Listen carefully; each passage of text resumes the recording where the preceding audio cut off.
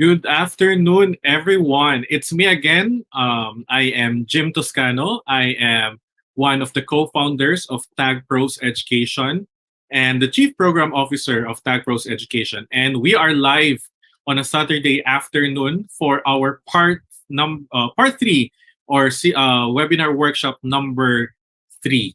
If you remember last Saturday, we and the other Saturday we talked about music, creativity, and then we had coding and augmented reality. I hope that you were able to remember those things that we have talked about last meeting. Today is a very special day. It's the third day of it's the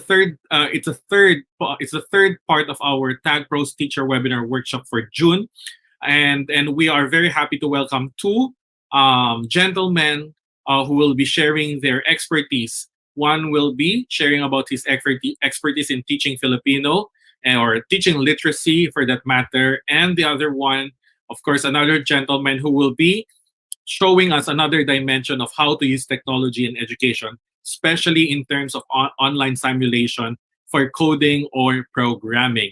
Again, welcome to the third part of the Tag Pros Teacher June webinar workshop series entitled Advancing Better Online Distance Learning, webinar workshop series on effective strategies and approaches in online distance learning. This event is brought to you by Tagpros Education, our own startup EdTech company, and it's an upcoming online K-12 education marketplace where passion takes the lead in learning. And in a month or two, we will be launching the Tagpros Education Marketplace, where we will be very, very happy and we will be welcoming our Tagpros partner teacher who will be working with us.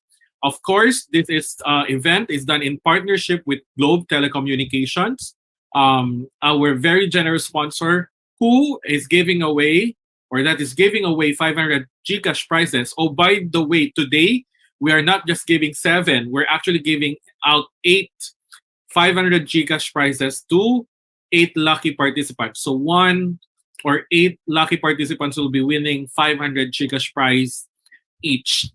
Of course, we have partnered with the Department of Education International Cooperation Office under the leadership of Dr. Margarita Consolacion Ballesteros, Teacher Education Network under the leadership of Gino Luwayon, and Next Series under the leadership of Mrs. Jessica De Mihilio. These are advocacy group that have been working and making sure that they deliver high quality professional learning to teachers. Now, before we start, there are just a few reminders. The first thing is, of course, in the past workshop that we had, we're very happy, we're very thankful that you teachers, our dear participants, are actually practicing a high level of digital citizenship. Just a few reminders on our part. Please refrain from sharing your personal information. I know we have been asking about your GCash account or whatever. Please do not post your GCash account in our chat box, okay? Or in the comment section. The GCash number that you have should only be shared when you answer our evaluation form.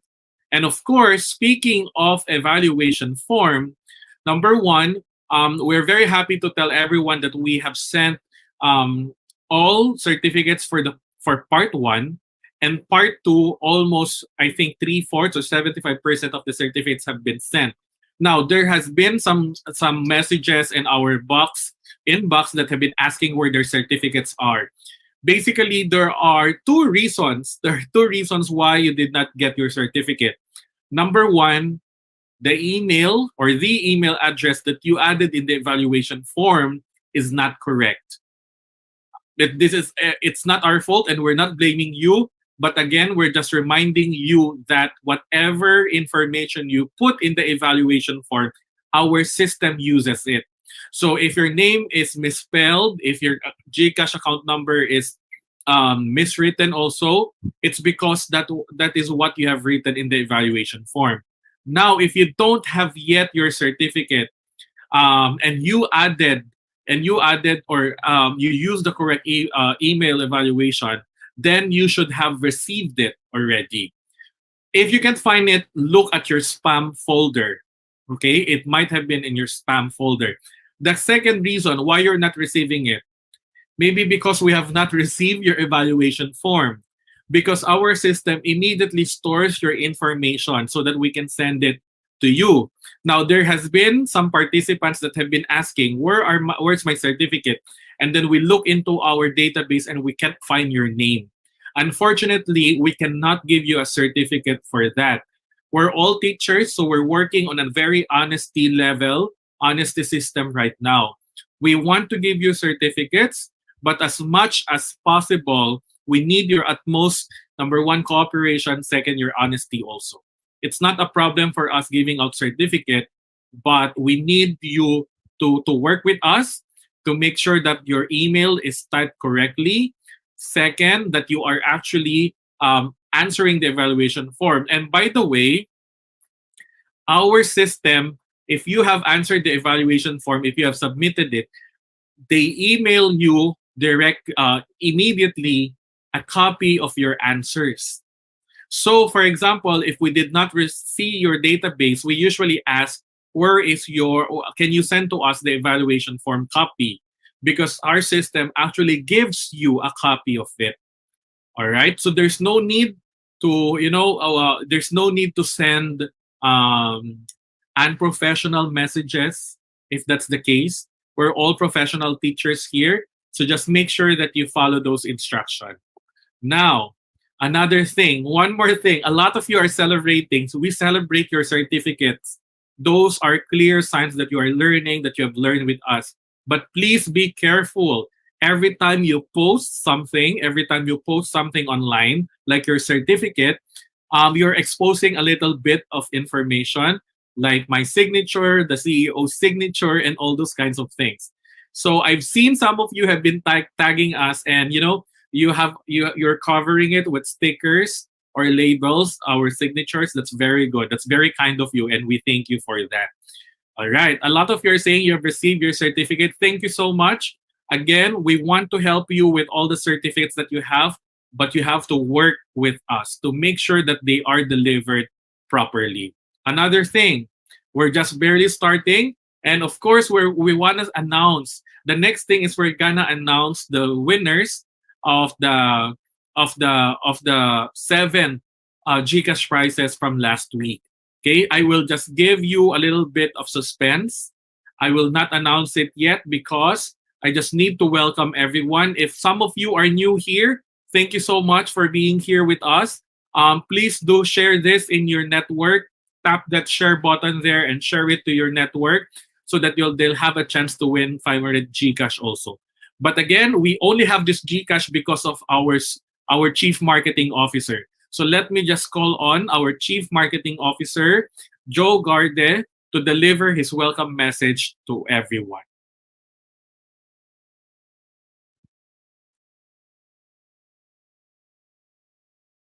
My name is Joe Garde, and I'm the co-founder and chief marketing officer of Tagpros Education.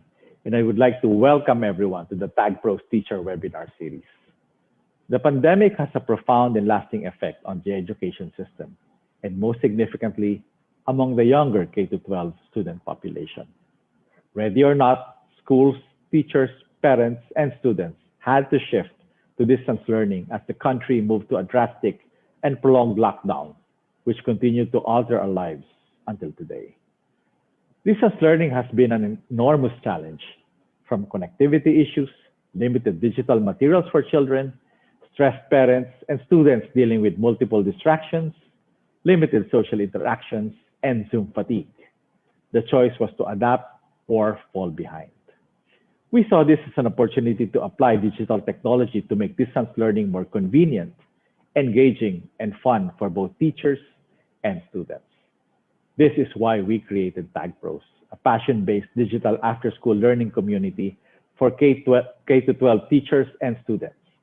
Our idea is simple: to create an innovative digital learning community where teachers are empowered to monetize their passions, where students are encouraged to explore their interests, where parents are assured of a safe and curated digital platform, all in a convenient and efficient ecosystem wherein one can simply search, click and learn.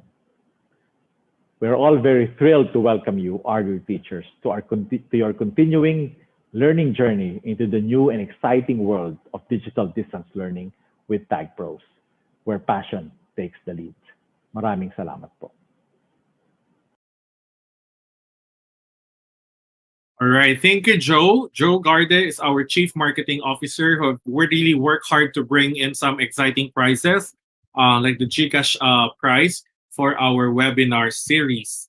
Now, before I announce the winners of the GCash prize last week, I love to acknowledge again the support of Director Margarita Consolacion Ballesteros of the International Cooperations Office of the Department of Education, who has been working with us and making sure that we deliver this, even most especially to the public schools around the country. So let's welcome the video message of Director Margarita Ballesteros. Hi everyone, and welcome to another space, another avenue where you get to learn and you get to meet not only experts but also friends who are in the same boat or in the same vessel as we weather the same storms in life during this time of the pandemic. Weathering the storms in the same vessel, I mean, we are all faced with the challenges brought about by this COVID-19.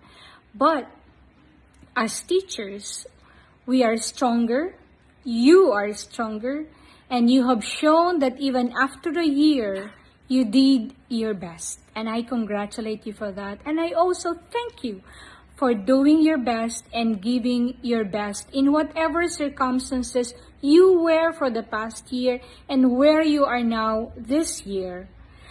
The webinars that you will be involved in and you will be embarking on will only be part and parcel of your retooling exercises, but they are meant to help you develop into a better teacher.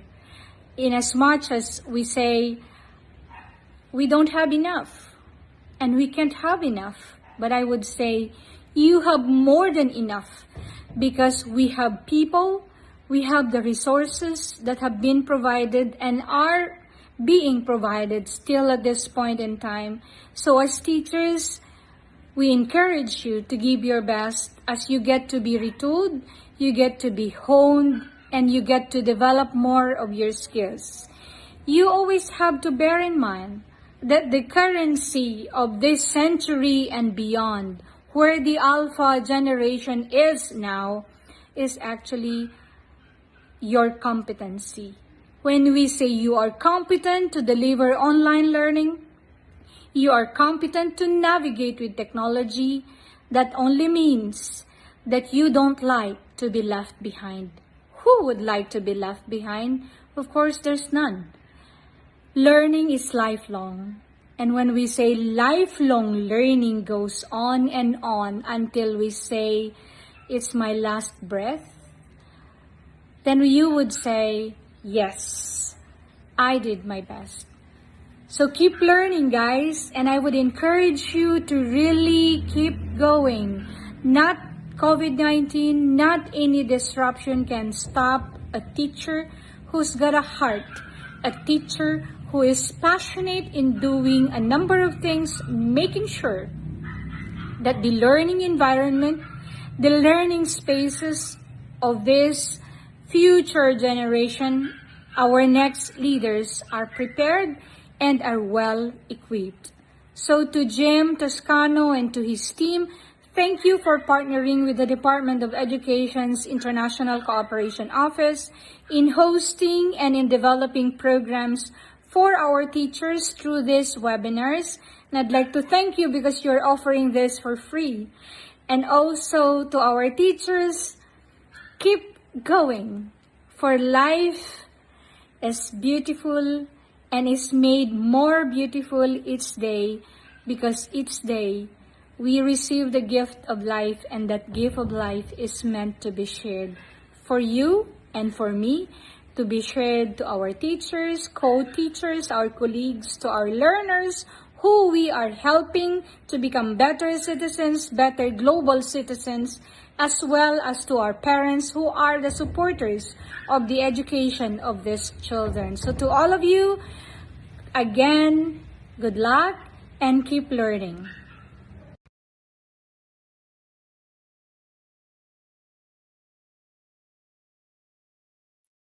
Thank you, Director Margarita Ballesteros, for that very inspiring message.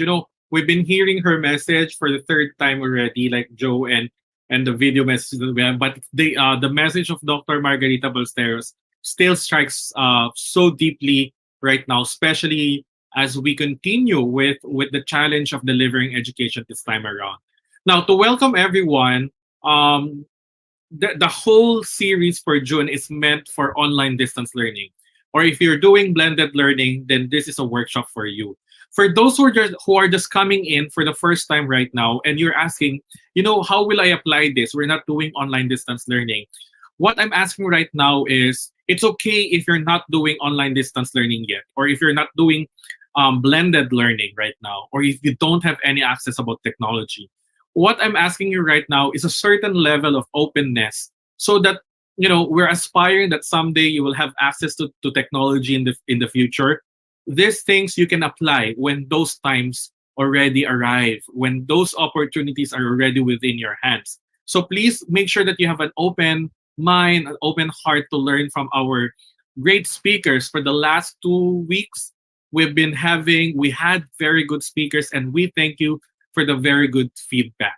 Now, for those asking about the certificate, if you, again, may just repeat, if you have not received your certificate for June 5, number one, ask yourself, did you really answer the evaluation form? Because the evaluation form, if you have answered it, will directly give us access or information so that we can send the certificate to you. If yes, you answered the evaluation form for June 5 and you did not receive, it's possible that the email that you've given is actually misspelled. So it's not being sent to you. We cannot do anything about it. So I suggest that you email me or send a message to Tagpros Messenger. Second, for certificates for June 12, or the second part, we have given out 75% of the certificates. We're sending them by batch so that we can send them properly. So if you did not receive it yet, it's okay, because you will be receiving it until Sunday. So don't worry if you don't have. For those who have received it, very good. You know who's receiving it immediately?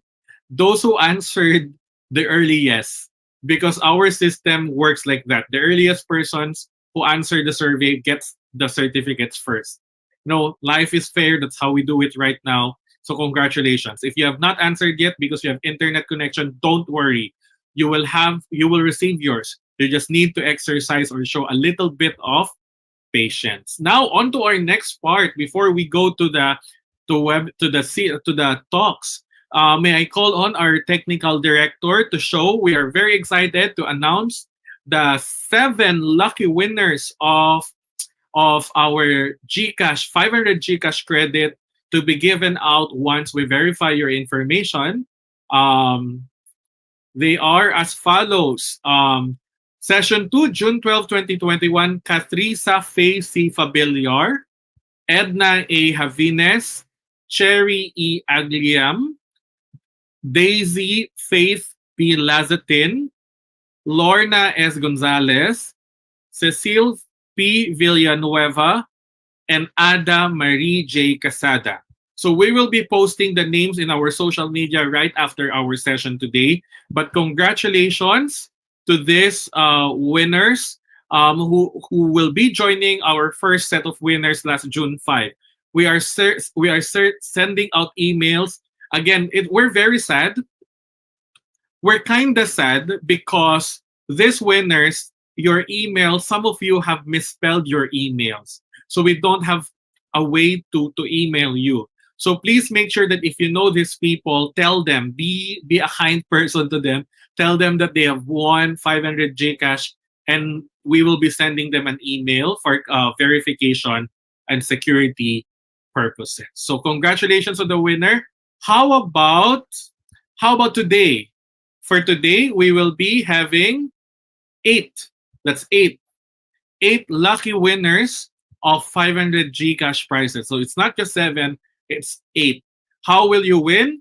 Again, let's be clear. Evaluation forms will be given out later after the whole event. So we suggest that you stay with us until the end of the event. All right? So I think we're ready to start.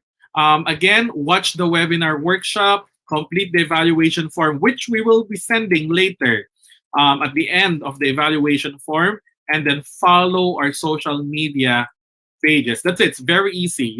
I don't know if you're lying on your bed right now, sitting on your sofa or whatever. Just chill, listen, do the evaluation form, participate in our chat. All right? So all our winners will be getting their 500 GCash prize by the end of the month. All right? So for this, the GCash prize is brought to you by our partner, Globe Telecommunications, the country's leading telecommunication. Please download their GCash app and create your GCash account. The app is available at Google Play and Apple App Store. All right. So there, I think we're ready to begin. So I hope you guys are excited as I welcome our first speaker for today. Our first speaker for today is Mr. Nicolas Fos. He is an EdTech coach. He is an Apple learning leader. And most importantly, he is a Filipino language and literature teacher. And he will lead us to the webinar workshop. If we have, by the way, I apologize, if we have international audience, this first workshop will be in Filipino because the subject being taught is actually Filipino. So we welcome Nico Fos and his webinar workshop entitled Ang Pagganyak kung Masarap. Aralin, Motibasyon sa Pagtuturo ng Filipino Online. Let's welcome Nico Fos. Kapwa kong guro at maraming salamat po sa inyong sakripisyo at oras na inilaan dito upang mapanood ang ating webinar sa hapon na ito. At nais ko lang pong sabihin na sana'y maging makabuluhan at maging masaya ang ating talakayan ngayong araw dahil isang interesanteng paksa ang aking hinanda para sa inyo ngayon. Okay? At mula sa Tagpros at mga kapwa kong guro ng organisasyong ito, nais namang ipakita kung paano nga ba, ano nga ba ang mga maaari nating gawin at paano pa natin mapaayos ang ating pagtuturo. Lalo na, online at remote learning or modular learning ating ginagawa. Pero sa ngayon, sa ating session ay magpo-focus lamang tayo kung paano ba nating gawing masarap aralin yung ating mga pagganyak at yung ating mga danas sa pagtuturo ng Filipino. Okay? Kaya naman, ang ating layunin ngayong araw ay matalakay ang mga pagganyak, karanasang pagkatuto, at mga pagtataya. Ibig sabihin yung mga danas sa pagtuturo ng Filipino upang maging masigla at makabuluhan ito. Okay, so paano nga ba natin gawing epektibo ang ating mga pagganyak at mga danas-danas sa klase? No? The House of Motivating and Engaging Students. Okay, bago tayo pumunta doon, ating pag-usapan muna, bakit nga ba nahihirapan tayo na i-motivate o gawing maging masaya at magiging masigasig ating mga estudyante sa pag-aaral. Ilan lamang to sa mga hadlang na ating napansin ngayong taon ito. Okay? May mga mabagal ang internet, may mga istorbo tulad ng walang disiplinang paglalaro at pag-surf ng internet o kung ano bang mga distraction ng social media at iba pa. Itong mga factor na ito, hindi ko sinasabing masama ito pero kapag nasobrahan na madalas ay hindi na ma-manage na maayos ay nagiging dahilan ng hadlang ng pagkatuto ng mga bata. Siyempre dito rin yung device at tech support. Hindi sapat ang pagbibigay ng suporta mula sa mga institusyon na tumutulong upang makapag-aral ng maayos sa mga bata. Siguro meron ding physical na espasyo sa bahay, wala masyado talagang pagkakataon at physical na lugar na kung saan makapag-aral ang mga bata. Isa din na usapin ang mental health, no?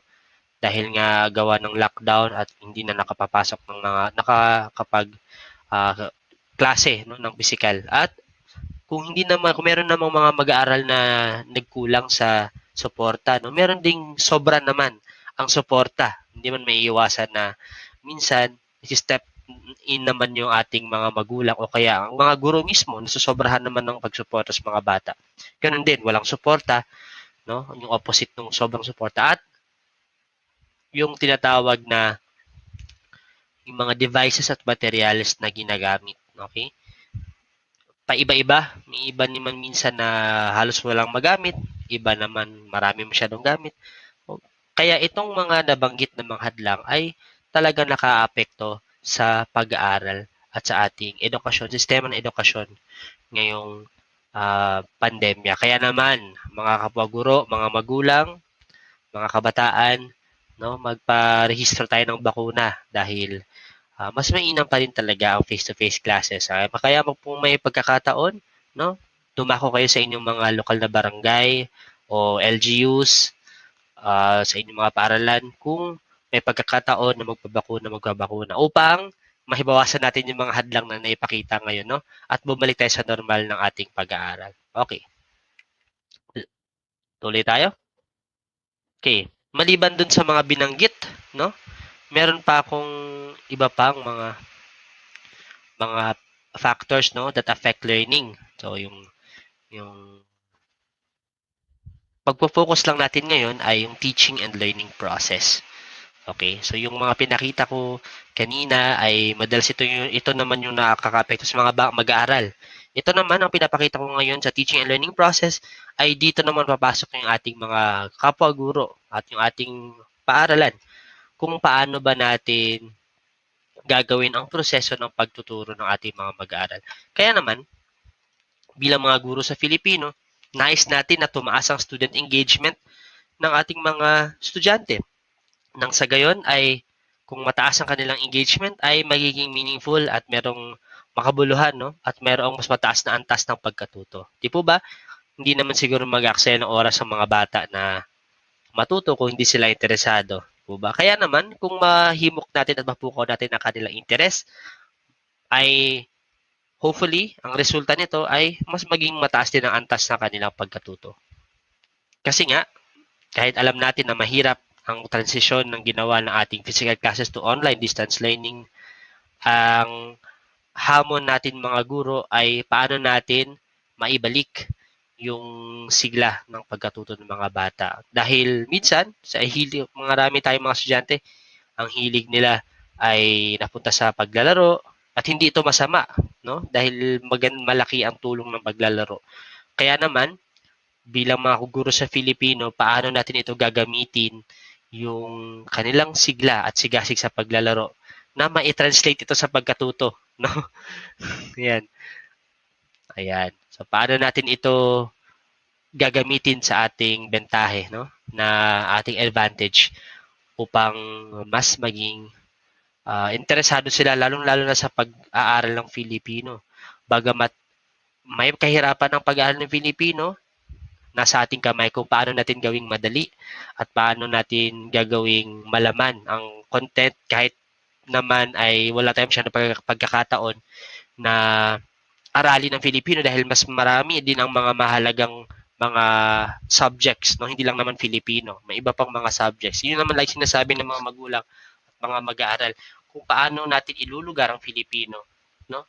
Pero yun nga, we work with what we have at nais kong unang sabihin na ginagamit namin sa aming pag-aaral ay ginagamit natin ang kapangyarihan ng wika upang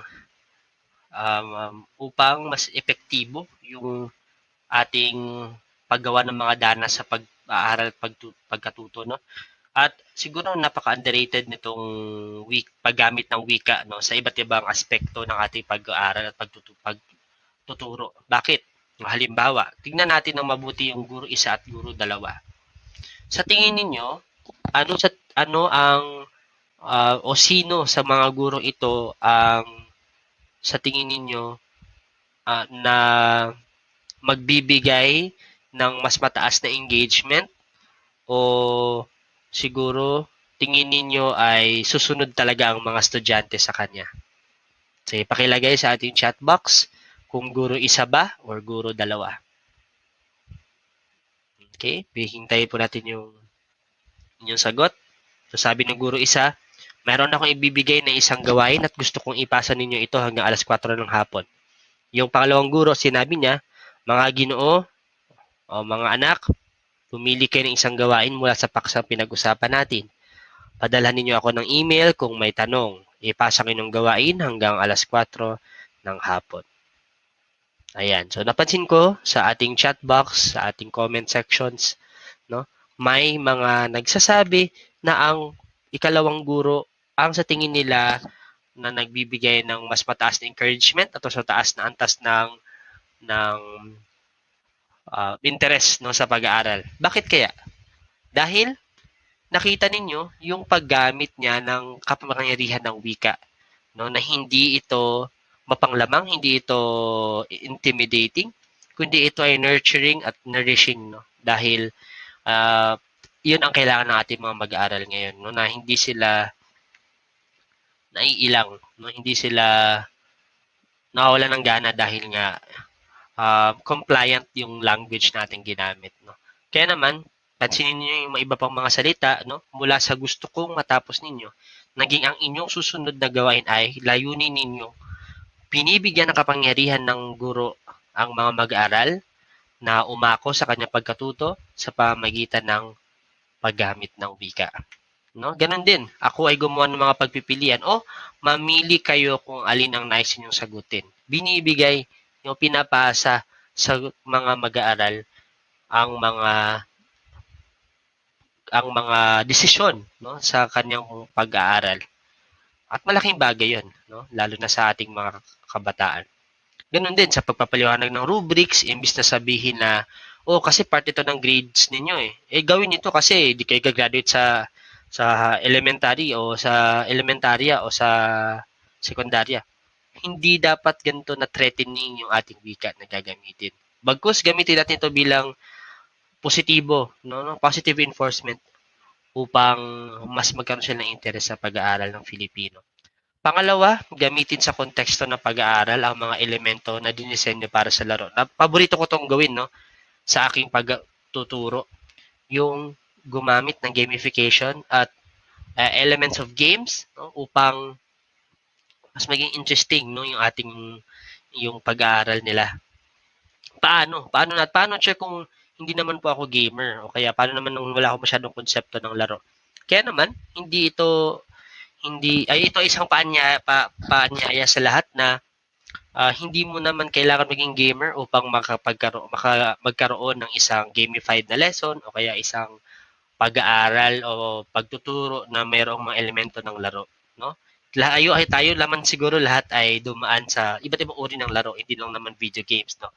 Ang idea ng gamification at pagkaroon ng elemento ng mga dinisenyo para sa laro ay kunin ito, no, yung mga konsepto ng laro, yung mga elemento niya at iayon dun sa pangangailangan at sa dinisenyo mong mga aralin. Okay? So paano? Halimbawa, maaari natin gamitin ang paglalaro o konsepto ng laro sa Motibasyon at Pagganyak. Sa aming pagtuturo ng pandiwa, no, imbis na pagbabanghay lamang o kaya nagkakaroon ng mga simpleng worksheets, no, ginagawa nating masaya yung pagpipili nila, yung pagkakaroon nila o pagsasanay ng kanilang kasanayan sa pandiwa. So dito sa isa sa mga sikat na laro noong nakaraang taon ay yung Among Us. Ginamit namin ito, no, yung paghanap ng impostor mula sa mga salitang pandiwa, no? Alin ba dito yung hindi tama, yung ginamit na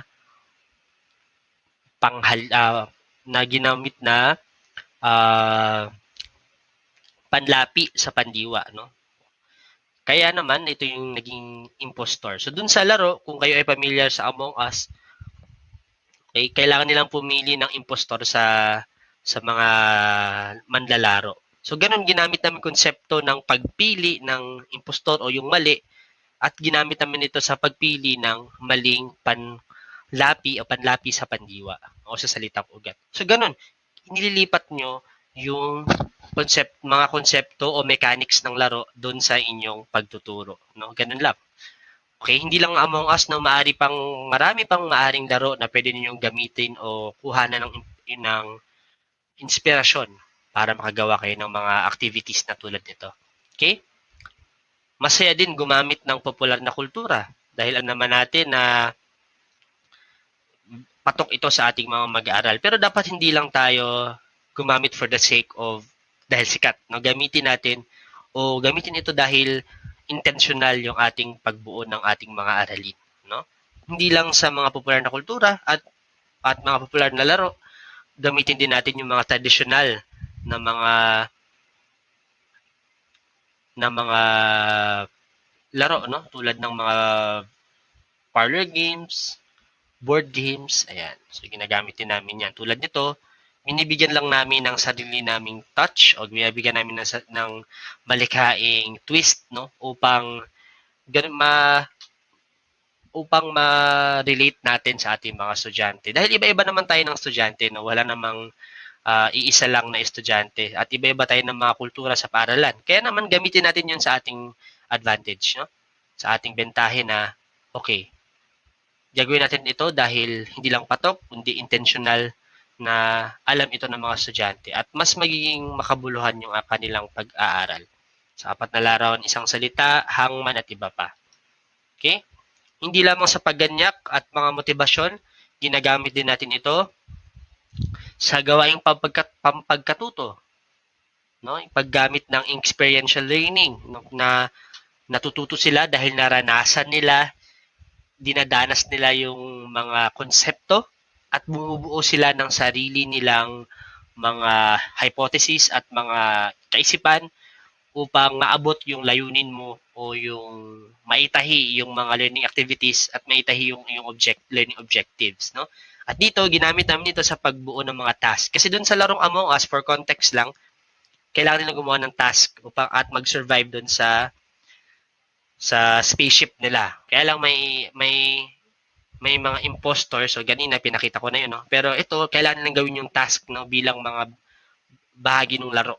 So, ngayon, ginamit namin yung mga mechanics ng laro upang i-transform, no, o baguhin yung aming pagsasanay. Hindi lamang siya nagdi-drills dahil for the sake of you want to learn how to make sentences out of pandiwa, no? Pero ginawa namin ay ganito. Okay? Okay, wait lang. Ayan. Ginamit din namin ito bilang check-in at checking for understanding. Dahil sa ganitong paraan, makikita ninyo na ginamit din namin talagang elemento ng laro. Hinuhubog nito ang malalim na connection at masayang alaala ng mga mag-aaral sa aralin at pag-aaral. 'Di ba? Parang pag naaralan nila, uy, pandiwa o nga, no? Yan yung ginamit namin ni teacher na naglaro kami ng Among Us. Tapos natuto pa kami ng pandiwa. 'Di ba? Meron ng connection na naipasok. Dahil nga, naging memorable at naging masaya yung inyong pag-aaral. Hinuhulma din ng laro ang konteksto ng isang masayang pagsasanay. Gaya sabi ko kanina, hindi lamang drills, kundi binibase natin dun sa mechanics ng laro. So, halimbawa, ditong task 1, ayusin ang wiring. Meron talagang wiring, no? Fix the wire o fix the wiring na task dun sa laro, no? Sa Among Us. Ang siste ay ikokonekta nila yung mga magkaparehong kulay ng wire. So, ginawa namin, nag-isip kami ng mga pandiwa at mga pangungusap at kailangan nilang tukuyin kung anong tamang pandiwa mula sa salitang ugat. Tukuyin ang tamang panlapi. So, bago nila ito maikabit yung tamang kulay sa wires, no, dapat nilang buuin muna yung tamang pandiwa. So, napansin niyo yung parallel ng laro dun sa ginawa na yung pagsasanay. Doon nakarelate sila sa paglalaro, no? At pangalawa, bumili ng inumin. Okay, kasama to ng task ng buy beverage, no? Pipili lang sila ng inumin. Yung salitang inom, yung salitang ugat at inisip nila kung ano ba ang mga pandiwa na maaaring mabuo mula sa salitang ugat na inom. So, ganun lang kasimple. Dito naman, tanggalin ang asteroid, okay, or destroying the asteroid, removing the asteroid ata ang task na to. So, pipili lamang sila ng panlapi at bubuo sila ng pandiwa at pangusap nito. So, ganun lang. Dahil dito, naging memorable, no? Yung naalala nila yung Aralin. At naging masaya yung pandiwa. Kasi, to be honest, no, isa ito sa mga mahirap talaga sa Filipino na elementarya, no, na aralin na wika, yung pandiwa. Pero dahil pinasukan natin ang konsepto ng laro at popular na kultura, kahit pa paano nakatulong at naging maganda ang kanilang pagsasanay. Okay, sunod tayo, gawing mga may-ari ng pagkatuto ang mga mag-aaral. Okay, paano po ito? Simple lamang, bigyan na sila ng tsansa na makapili ng sarili nilang paraan kung paano o kung ano ang kanilang sasagutin o gagawing pagsubok na hindi naman lumalayo talaga doon sa iyong mga layunin, no? Dapat tuhog pa rin yung layunin. So dapat hindi masyadong issue doon kung paano ipinakita ng mag-aaral ang kanilang pagkatuto, no? Ang dapat titingnan natin ay kung nakuha ba yung layunin na nais nating makuha ng ating mga mag-aaral. Isa pa ay yung paggamit ng learning playlist. Ito, ginagamit namin ito na nagkakaroon ng iba't ibang level at makapagpili sila ng mga gawain na tingin nila ay masasagutan nila na hindi naman sinasakripisyo yung mga kasanayan na nais nating malinang natin sa kanila, no? Okay, so ang siste dito ay pupili sa level 1, tukoy ng detalye. So escalating yung kasanayan na pataas ng level, pataas din dapat ang kasanayan na kanilang matutuhan. So ang aming layunin dito ay matukoy ang mahalagang detalye at makapaghinuha at makapag-ugnay sa teksto. So level 1, pagtukoy ng detalye, dito required na gawa sila ng lahat kasi nga ano lang to, basic lang na pagbabasa. Level 2, paghihinuha at pagpapakahulugan. Bali, dito naman gagawin nila yung mas pagpapalalim ng kwentong kanilang binasa. At dito pipili lang sila ng dalawang gawain. Dito naman level 3, ito ng pinakamataas dahil may pag-uugnay na sa sarili. Pipili na lang sila ng isang gawain. Dito, para silang nasa menu, no, or sa buffet siguro, napipili sila ng kanilang gawain at paano nila ito gagawin. Ang bottom line ay mabubusog sila, 'di ba? Parang buffet or sa restaurant na at the end of the day, kahit ano man ang mga course na kinain ng ating mga estudyante, kaya ano mang mga learning activities ang ginawa nila ay isa lang naman ang goal ay mabusog at maging masaya sila sa pag-aaral, 'di ba? Ganun lang. Okay. So pang-apat at panghuli na paraan, paano ba natin iangat ang student engagement? Mag-focus na maging masigasig ang klase sa pagkatuto kaysa sa pagsasapilit ng mga gawain. Okay, so engagement over compliance. Marahil ito ay sakit natin mga guro na masyado tayo nakapag-focus na kasi kailangan, kasi ito dapat ang gawin, no? Nawawalan ang esensya ng pag-aaral kung saan nagkaroon ng self-discovery, na engage sila sa iyong gawain, no? Nagkakaroon ng mas malalim at mas malaman na pagtatalakay. Minsan sinasakripisyo natin yung mga ganong learning activities dahil gusto lang natin na mag-comply kung ano lang inihihain sa atin o ano yung kailangan natin gawin. Ano ibig kong sabihin? Halimbawa, sa aming paaralan, gusto namin na magbasa ang aming mga mag-aral sa Filipino. At dahil dito, meron kaming app na ginamit, ito yung Burry Books mula sa Adarna, na meron silang e-library, makapagbasa sila. Meron lang kaming mga required na readings. So ito yung compliant na side, no, ng pag-aaral. Siyempre kailangan nilang basahin ito dahil ito ay bahagi na kanilang aaralin sa klase. Ngayon, gusto namin na bukod sa binabasa na requirement sa klase, gusto rin namin na magbasa sila on their own at magbigay ng interest, no, sa panitikang Filipino dahil nga ito yung kulang ng ating mga estudyante ngayon.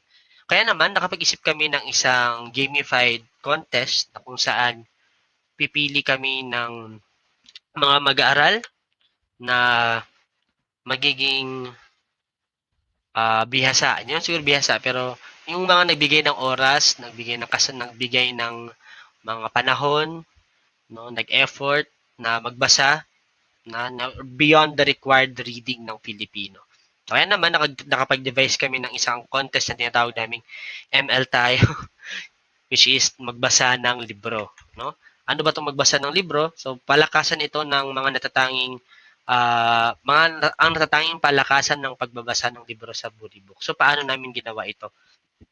Bale, ang nangyari, meron kasing statistics, no? Yung profile tab ng isang app, yung Books, na malalaman namin kung ilan yung binasa nilang libro, ilang activities ang kanilang ginawa, gaano kahaba o ng oras ang inilaan nila sa pagbabasa, at nagbigay kami ng computation kung paano makuha yung stars para makita namin yung rango o rank ng mga estudyante. No? At kung kita ninyo, kinuha talaga namin inspirasyon na ito sa larong Mobile Legends, which is very familiar ang ating mga estudyante dito. No? Hindi dahil nagpo-promote kami ng gaming, kundi hindi natin mapipigilan nung magisikat ang gaming sa kanila, no? Pero maganda na mai-relate natin sa klase para mas maging interesado sa kanila. Yung tulad nito, pagbabasa. So, may iba't ibang rango na makukuha yung mga estudyante. Sa huli, pinili namin yung pinakamatataas yung rango, pinakamadaming nabasang libro, pinakamahabang na oras na nagbasa, at ginawaran namin sila ng sertipiko. So, sa ganitong paraan, pakasimple lang, no? Na-excite sila at nakita namin yung pagtaas ng may statistics na tumaas ang mga bilang ng mga estudyante na nagbasa, nagkaroon ng competitive nature din yung pagbabasa, no? Ayan. So, sa ganitong paraan, maaari pa kayo mag-isip ng mga iba't iba pang mga konsepto ng laro para makita ninyo na hindi lang compliant, no, or for compliance yung inyong mga activities o yung mga events niyo sa classroom. Gawin ninyo paano ninyo i-engage ang mga estudyante na sumali dito. Okay? Dahil nagsasalita tayo about engagement, about boosting boosting the student engagement, no? At mapamahal sila sa wikang Filipino at sa ating subject na Filipino. Ako, masyado sa talk na ito, nakikita nyo naman yung personalidad ko na ipasok talaga ang gamification. Dahil ito yung aking personality, ito yung aking hilig. Siguro bumalik din tayo dun sa ano bang passion natin at ano yung passion ng mga estudyante. I-combine ninyo at ipakita ninyo sa pagtuturo at pagkathan ng mga aralin. Dito ma-appreciate ng mga estudyante natin kung ano tayo at sino tayo bilang isang guro at bilang isang tao. Na nakita nila, this teacher is a personality, diba?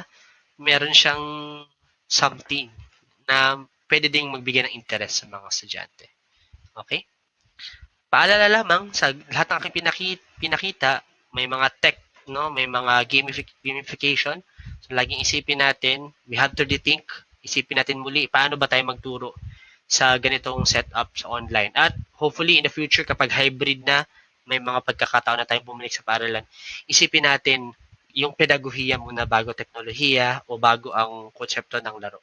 Isipin, babalik pa rin tayo dun sa ano ba yung pillar ng ating pagtuturo, ng ating framework ng ating pagtuturo. Dahil ito yung mag-aalagwa sa atin sa isang makabuluhan na pagtuturo. Hindi yung app na ginamit at hindi yung games na binigay na pinakita ko kanina. Napansin niyo, nakasandig pa rin yung mga ginamit nating app, mga games at iba pa doon sa pedagohiya na ating napili. Yun ang dapat nating tandaan. Kaya naman, sa aking pagtatapos, may pabahagi lang ako ng nuggets of wisdom. Sabi ng isang eksperto, we are not simply content area specialists or evaluators of student work, but rather designers of educational experiences. Hindi lamang tayo mga bihasa at mga mga guro, no, ng ating wika, no? Hindi lang din tayo mga nagche-check lang ng papel at mga gawa ng mga estudyante. Tayong mga guro ay mga arkitekto, mga designers, arkitekto ng mga karanasang pagkatuto. Nasa ating kapangyarihan, nasa ating kamay kung paano natin linangin at paano natin buuin ang ating mga kasanayan, ating mga aralin, ating mga ginagawa sa ating mga para sa ating mga mag-aaral nang sa gayon ay nakita nila yung bigger picture na ginagawa ninyo, ginagawa nila na ang pag-aaral, no, ng Filipino ay hindi lamang dahil gusto nila pumasa.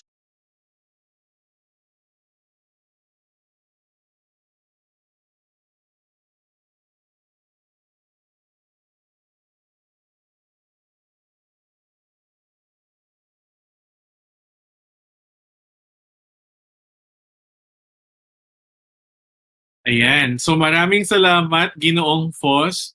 Tinitingnan ko yung comment section natin. Ang dami natutuwa sa talk ni Ginoong Fos, lalo na sa Filipino. Natuwa ako kanina kasi excited akong tingnan kung ano yung mga ano yung mga pop culture references o mga memes na ginagamit ni Ginoong Fos. Ang ganda ng paksa, gamification, paggamit ng pop culture, 'di ba? Nuggets of wisdom, ML, magbasa tayo or magbasa ng libro. Very interesting, sobrang ganda. Maraming salamat, Ginoong Fos. Si Ginoong Fos ay nasa backstage natin. Mamaya babalik siya ulit para sa ating open forum, para sa ating Q&A. So habang kino-congratulate natin si Ginoong Fos, pwede kayong magsulat kung ano yung mga or mag-reflect kung ano yung mga tanong ninyo. Meron isang magandang tanong kanina. Sabi ng isang ng participant natin, ang ganda ng mga to, no, sa online learning. Pero ang tanong mamaya kay Ginoong Fos, paano daw ito ilapat or i-transfer or i-transform sa printed based modular instruction. Ayan, so isang magandang tanong yan at sasagutin niya ni Ginoong Fos mamaya. Ayan, with all honesty, para akong nag-nosebleed kanina sa Filipino. Tuloy-tuloy ang Filipino ni Ginoong Fos, nakakatuwa. Ngayon, magre-ready naman tayo. I want everyone to get ready with the next session. Kasi ang next na session, so kanina pinag-uusapan natin yung literacy, right? So we're talking about literacy, how to engage students. And the gamification that Mr. Fos has shared to us can be actually applied in the different disciplines or different subjects. For the next session of Mr. Dominic Sales, he will be showing us something that might be new to most of us. Like last week, we have Leia Aberentos speaking to us about learning experience design, coding, programming. Joyce Zerda about augmented reality. Now, let us get ready to welcome Dominic Fos. Dominic Sales.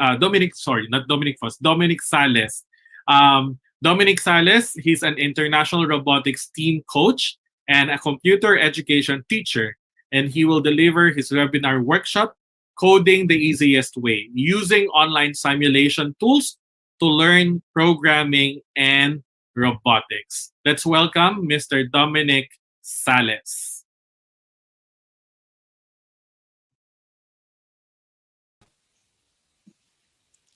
Hello, everyone, and welcome to this another series of webinar here at Tagpros Education. I'm happy that you're here. I'm happy that you're still listening with us, and I'm happy that you want to learn more about educational technology. And of course, for today's session, I'll be demonstrating and I'll be discussing with you the importance of online simulation tools. Okay, and I'll be sharing with you later on the two major educational simulation tools that I use during lecture or during discussion with my students. So if you want to learn more or if you want to know more how to teach coding, programming, or robotics to your students, you're in the right place.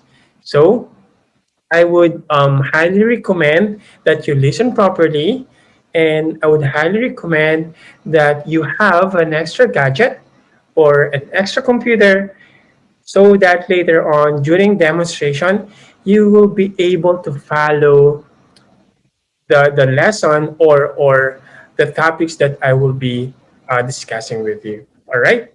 But of course, before we start our discussion for today or our demonstration, let me just introduce myself. I am Dominic Sales, and I've been teaching coding and robotics since 2012, and I'm also a freelance web developer, mobile developer, and I do teach also 3D design and 3D animation. And if you can still remember, I was also part of Filipino Robotics team starting 2013 up to present. All right. So I know you are all excited and I know you are all ready to listen and to learn new things here in Tagpros. So let's begin. First, let's define what is simulation tool, right? When we say simulation tool or simulation software, it is actually based on the process of modeling a real phenomenon with a set of systematic formulas, which means to say it is a program that allows the user to observe an operation or perform a process through simulation without actually performing it physically, which means to say online simulation tool or simulation tool is somewhat a tool that will help a teacher, aid a teacher or a student to perform specific tasks. Okay? Specific tasks that you cannot do it physically because of pandemic. Nowadays, simulation tool is very important. But why should we use simulation software or simulation tool? Simulation software is used widely nowadays since the pandemic started last 2020 to perform or process an operation, or we use simulation tools to experience, okay, to experience how the actual action works or performs in real life. Okay, that is how simulation works, and that is why simulation tool is very important nowadays. All right, so let's talk about the advantages of using an online simulation tool, whether it's online or offline. Okay, so I listed here three major advantages of using a simulation tool. Okay, simulation software is very important, as mentioned a while ago, because of these actions or advantages. Okay, so first, simulation software transform abstract concepts into interactive visual content. Okay, which means to say this simulation tool can make the life of your students easier. Okay, so making it easier for students to understand the performance and the process of whatever topic you're lecturing or whatever topic you're demonstrating to them. They can become somewhat familiar with the equipment and environment and practice necessary skills without risking accidents to themselves. For example, you are a professor, a doctor, and you are actually teaching medical terms or medical processes. So it's using simulation tool to perform these actions later on can help students to somewhat familiarize the different parts, to somewhat familiarize the environment, or to practice necessary skills without accident, okay, without risking themselves to accidents, okay. And the second one is simulation tool can track student progress and provide standardized feedback. Okay, so simulation tools can track student progress and provide standardized feedback that can aid teacher in developing students' skills.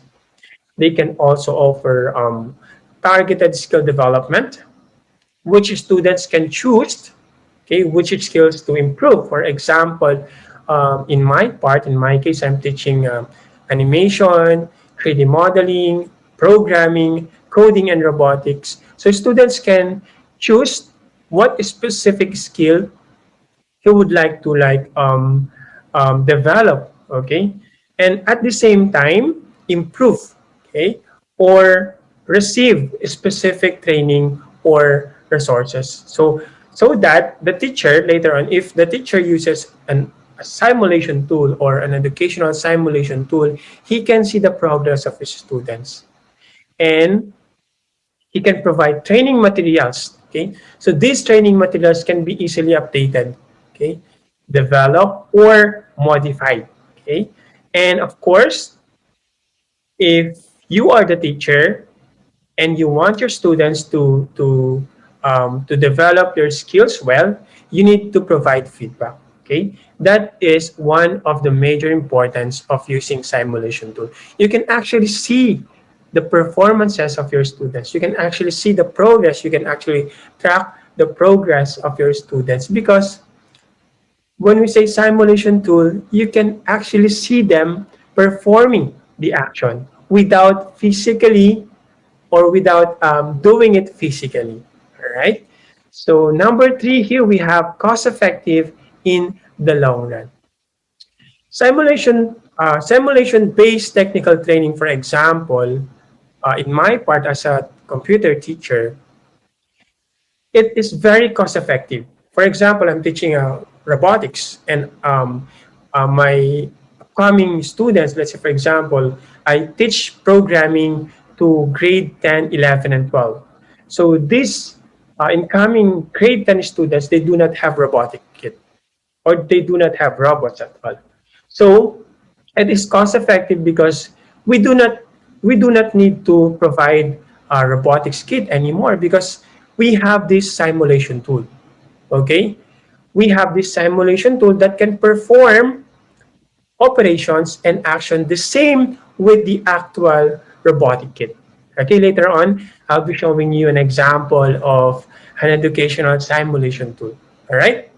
So simulation tool can be also reusable, and it can also improve processes, and it can also be realistic at the same time, since the tools and the materials that you use in the actual teaching or demonstration, they are also available in educational simulation tools. Okay, so these are just some of the 3 advantages of using online simulation tools. And the question here, since I want you to understand later on the importance of simulation tool in teaching our students or your students to better understand coding and robotics, or coding and programming the easiest and fun way, is that, can simulation tools improve programming skills? Well, basically, simulation tools have found numerous successes and advantages in education, not just during pandemic, but before pa. Okay, so being used for teaching, training, and testing applications. As computer technology continues to improve, always remember that simulation tools or simulations will become more immersive and will continue to transform applications in education. Okay, most especially nowadays, we are in pandemic. You can see and we can actually feel the impact of technology, okay, educational technology. So now I'm going to show with you guys the top two educational simulation tools I use in teaching programming, in teaching coding, and robotics. And these tools will help you learn programming in a very fun and effective way. Number one in my list, I have here the Vex Code VR, and the second one is Tinkercad. I know you maybe have heard of Vex Code VR. Now I'll be showing you how to use Vex Code VR. But before that, let's first understand what is Vex Code VR. Okay, so when we say Vex Code VR, it is an easy to use platform that allows you to code a virtual robot using either block-based coding environment powered by Scratch blocks or a custom developed text-based Python interface. So if you have an idea of what is Scratch programming, so it's simply a drag and drop programming, and it's very easy to use because its GUI, its graphical user interface, is very friendly and very easy to use. So you simply select the component, for example, or select the action that you want your robot to perform, and you simply drag it and drop it in your working environment, and then there you go. You can see the robot perform the actual operation. Okay, to help you understand how does this Vex Code VR works, let me show you the environment of Vex Code VR. Okay, so you can see here, there's a file here. You can actually create a new block, a new project. You can load your device. You can open examples. Of course, you can save your progress and put it in your download it in your device. Are different tutorials available. Okay, so if you want to learn more later on, you can simply go to tutorials and choose these different tutorials here. And of course, there are different activities available online. So you just simply select the activities if you want to know more. Okay, and for us to be able to see the actual action of our programming later on, we need to start to press start because we want to make sure that we can see the actual movement of our robot later on. Okay, so this is the simulation software. Let's just stop it first. To do a simple programming using Vex Code VR, your program should always start with when started. Okay, when started. And for example, we want our robot. This is our tiny little robot here, but you can also change the view here. This is the top view, and this is the side view. And you can perform different actions like this. Okay, so now let's go back to how to program. Okay, so when started, always start your program with when started. Let's say, for example, we want our robot to drive forward for about 200 millimeters. You can also change the unit of measurement to inches. Maybe you want to like 10 inches only. Okay, which means to say, if we press the play button later on, our robot will start to move forward for about 10 inches. And then after that, you can also turn right for about 90 degrees. Okay, so after 10 seconds, your robot will stop and it will automatically turn right. And after that, maybe we can drive forward one more time, change the unit of measurement, and maybe we can put it 5 in here, and let's stop the driving. Okay, so if we want to see the actual output of this program, we simply press the play button here. So let's press play button here and let's see what will happen to our robot. You can see that our robot is actually moving. So 10 seconds only, and then it will automatically turn right. Sorry, it's 10 inches only, not 10 seconds, my bad. Okay, so let's reload one more time. Let's see the top view. Let's play. That's 10, and then move right, and then drive forward. So this is how you use this type of online simulation tool, which is the vr.vex.com. So you can perform more movements here. For example, set driving to velocity, meaning to say you can increase the speed. So maybe we can like set drive velocity to, okay, we can put like around 100% because the normal speed is 50%. So when we reload and play, you can see that the movement of our robot is actually faster compared to the initial movement a while ago. Okay, so using this kind of simulation tool, it will help your students to understand more about programming, and it will help you to teach coding and robotics the easiest and fun way because your students can see the actual output. Okay, they can see the actual robot perform different movement or actions. Okay, so if your students cannot provide, if you cannot provide the actual robotic kit, then you may use this kind of online simulation tool or this type of educational simulation tool. 100%, it will help you teach coding and robotics the easiest way. And it will help you engage your students to learn more or to focus more on your subject area. All right. So if you want to learn more about VR or VexCode VR, you simply go to their website, and you can also like practice your programming skills here. It's drag and drop programming, so it's very easy to understand because as you can see here, the terms commands used are actually English terms, so it's very easy to understand. So you can add comments, you can choose the different blocks you created. There are also variables here, operators, mathematical operators. You have here the sensing. So if you want to use the sensors of your robot, you can use the different sensing components here.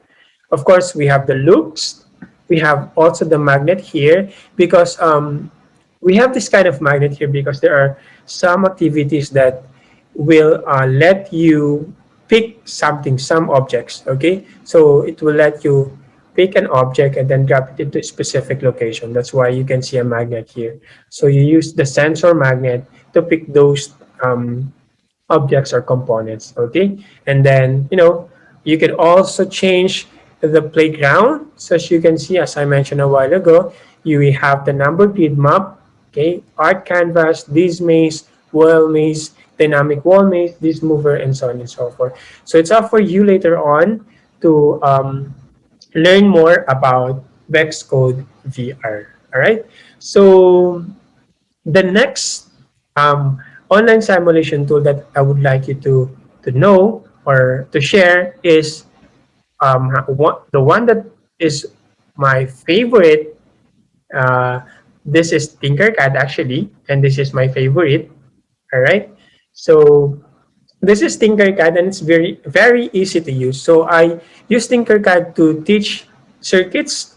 I use Tinkercad to teach 3D design and 3D design, and I use Tinkercad for code blocks lessons. Okay, so Tinkercad is free. You can just create your own account in their website. So just type in your browser www.tinkercad.com and you may create your personal account. So basically, if you're done creating your actual personal account in Tinkercad, you can see this environment. Okay, so you can choose between 3D design, circuits, code blocks, and lessons. Of course, our goal today is I'm going to show you how to use Tinkercad to teach coding and robotics or coding or programming. Okay, so simply use circuits, select circuits, and then let's create new circuit. Okay, this is actually the environment of Tinkercad, and it's very easy to use and it's very easy to understand as long as you have a basic knowledge about programming, of course. Okay, so I use Tinkercad in teaching coding and robotics, in teaching Arduino. Okay, since our students, some of our students, they do not have actual Arduino kit, or some parts of their Arduino kit are not actually working well or missing. So I in replace of that missing part, I asked them to use Tinkercad, okay, circuits in Tinkercad, because well, it's still the same, all right? So you can see here we have different tools here. Okay, these are the basic components, and you can show all the components also here. All right. So there's a lot of components, but we're just going to use the basic components here. Okay. So yeah, so I basically we have here the Arduino Uno RT. It's a microcontroller board that can perform different operations or actions. This is the main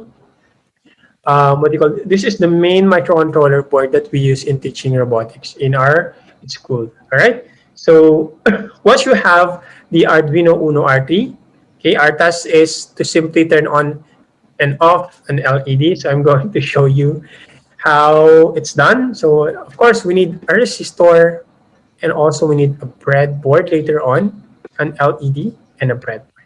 Okay. So let's just fix everything here, put them together. Okay, so I have here the resistor. We need this resistor for us to be able to control the flow of the voltage coming from our Arduino Uno R3. And we have here the LED. You can actually change the color of LED. If you want blue, orange, yellow, or green, it's up to you later on. So let's try to use a blue. And then we can rotate, change the orientation of our LED. Okay. So, and then we can put it here. All right. And of course, connect our cathode to our negative. And let's connect. If you're new with breadboard, I would highly recommend that you search in YouTube how to use a breadboard. Okay, because well, it's very easy to understand. All right. But yeah. Okay, we also need to connect our negative port here, put it in our GND, because when we say GND, this is the negative or ground. Okay, so if you're new to circuits, I would recommend you search the different components or different terms used in circuits, or in circuit design, or in robotics. Okay, so now our circuit is complete. We are now ready to code. But before that, let's try to start simulation and see what will happen to our LED. So you can see our blue LED is actually turning on, because there's an actual, or there is a default program already in Tinkercad, and we just need to like edit it, modify it the way we wanted. Okay. So stop simulation, and let's try to open the code. Well, as you can see here, this is the standard, or this is the default program in the Tinkercad. Okay, so set built-in LED to high, wait 1 second, and then turn off, and then turn on for 1 second. So I usually use text-based programming for my students, because they are already high school students, and they can easily understand drag and drop programming. So I use text-based programming for them to be like challenged more. Okay, so I'll show you. This is the code. You saw a while ago that our LED is actually turning on and off. It's because there is a default program already, and there are two parts of Arduino program. We have the void setup and void loop. Under void setup, this is where you put all your initializations, your variables, something like that. Well, under void loop, this is where you put your main code. Okay, this is where you put the operations that you want your Arduino microcontroller board to perform later on. Okay, so we have here the pin mode 13 comma output 13 because we use the pin 13 here, as you can see. All right, output because it's an LED. So when you say LED, on and off light, so it's an output component. And if we're going to change 13 here, let's say for example 12, you want to make sure that your pin here should be 12 also. All right, so going back to code, so 12 now, and then under void loop, you want to make sure to change 13 to 12 also, 13 to 12. And let's try to edit the delay. Maybe we can make it more like 5,000. And this one should be like 500 milliseconds. So there are actually 1,000 milliseconds in 1 second. So 5,000 milliseconds, that is 5 seconds, and 500 milliseconds, that's 0.5 second. So now we are ready to start simulation and focus on our LED. You can see that our LED is on for about 5 seconds and off and then on again. Okay, 5,000 milliseconds and 500 milliseconds off and then on. So this is how you use this type of simulation tool, which is Tinkercad, and it's very easy to use. Okay, so you just need to keep on practicing to get to familiarized with the environment, the setup of the simulation tool. I would highly recommend that you start using VexCode VR first because it's drag and drop and it's very friendly to use. And then once you familiarize with the environment of VexCode VR, you can proceed with using this kind of simulation tool, which is the Tinkercad. So I use VexCode VR for lower grades, and I use Tinkercad circuits for the higher grade levels, like grade 10, grade 11, and grade 12. Okay, so basically, these are the top two online simulation tools that I actually use in teaching coding and robotics. And I hope you learn something about online simulation tools. Okay, so well, basically, um, technology is fast progressing. Technology is still developing, and we cannot predict what's the next technology that will be developed later on. But we are very much sure that these applications later on can help us engage our students to perform better, to perform more, to improve their skills, to help them prepare for the actual environment or for the actual or physical um, test. Okay, so this is my topic for today. I hope somewhat you learned something from my topic, which is simulation tool. And if you have questions later on, feel free to type in our comment section, and I'll be willing to discuss. I'll be willing to answer all your questions later on. So thank you once again. Thank you for listening. Have a good day, everyone. Stay safe. Bye-bye. All right. Thank you, Dom. So Dominic is just joking. He's not yet done. He said goodbye, but he's still gonna come back. So thank you so much, Dominic Sales. The topic on robotics and coding, programming, what Dominic did was to bring us an alternative way. It's been very difficult with a lot of schools right now to continue or to start doing robotics, especially that not all of students have access to robotics, robotic kits at home. They're very expensive. One kit could be very expensive.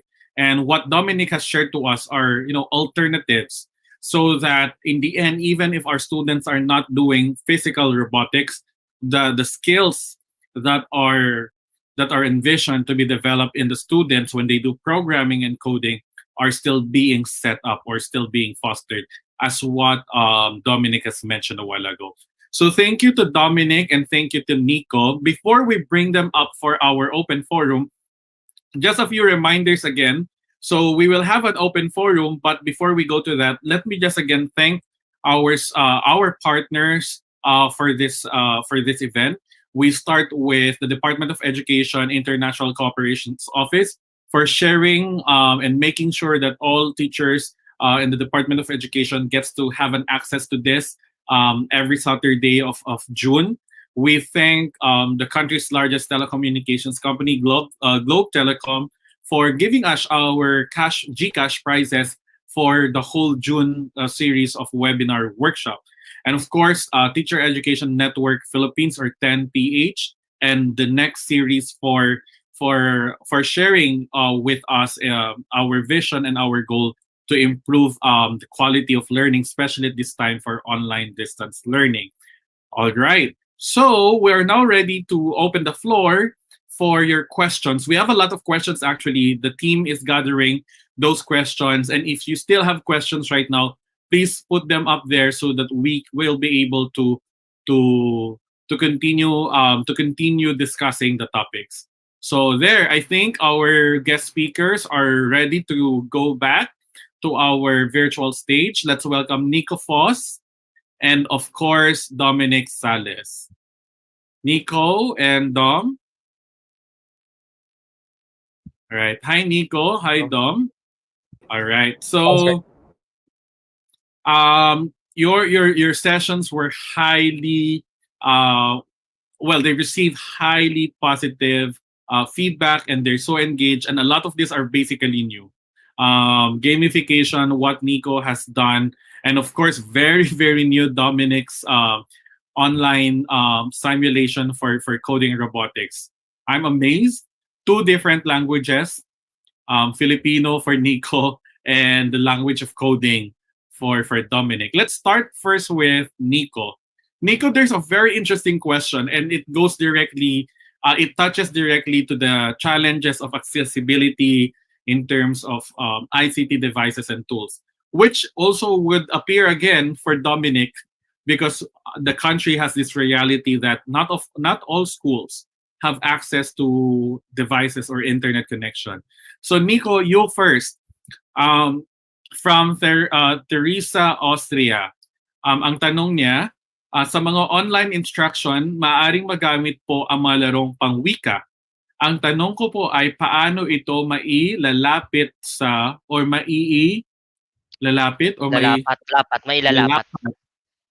modular instruction. When we speak of modular instruction, it's usually directed towards sprint-based modality of learning right now. So Nico, what are your thoughts?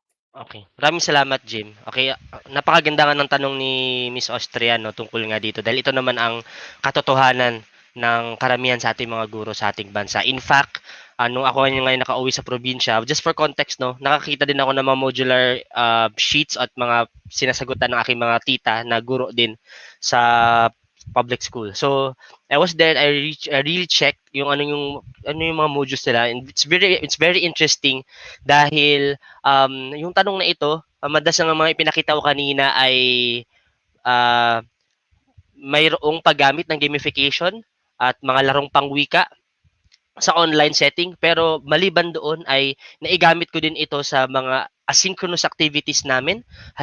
Binabago namin, we transform our asynchronous activities na mayroon pa ring elemento ng paglalaro. At tingin ko hindi din ito maari din itong mailapat sa isang modular instruction, dahil pwede naman, imbes na magbigay lang tayo ng mga instructions, tapos itong gagawin mo, mga drills, maaring baguhin ang ating paraan ng pagbibigay ng mga panuto at mga pagsasanay.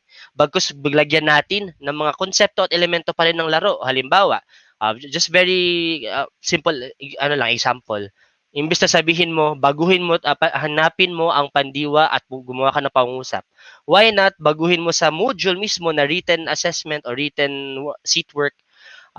Kapag nakuha mo ito, makakuha ka ng 1 puntos. At kapag nakumpleto mo ang buong gawain, magkakaroon ka ng something like this, something like that. So, ibig sabihin, maaari mong baguhin yung konsepto ng pagbibigay na pagsasanay sa panlaro na paraan na kahit hindi ka gumagamit ng online, kahit nakasulat siya, at na-appreciate ito ng mga bata.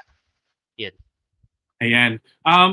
Gusto ko ding magdagdag sa example or halimbawa ni Nico. Ang ganda ng sinabi ni Nico na yung ideya ng gamification, maaari siyang gawin kahit walang technology. Right? Naalala ko, nung bata ako, pag nag-aaral ako sa bahay, ang tatay ko o nanay ko, alam mo yung bibigyan niya ako ng reward pag nagawa ko ito. Ayun ay isang simpleng halimbawa ng gamification. Yung ideya na may reward. Anong ba Tagalog ng reward nito? Filipino. Gantimpala. Gantimpala. Premyo. Ayan, may gantimpala or premyo. Kung ang isang activity ay may gantimpala, may premyo, may challenges, may point system, online man yan o hindi, or kahit sa modules ninyo, tingnan nyo kasi yung, sorry, ito na naman ha, Nico.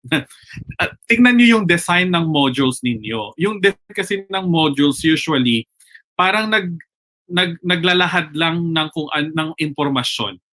'Di ba? O babasahin ng bata, pagkatapos noon may practices na kayo. May mga tanong ganun. Na paano kaya kung baguhin nyo yung design na may mga goals sila, meron silang mission, 'di ba? Palitan nyo.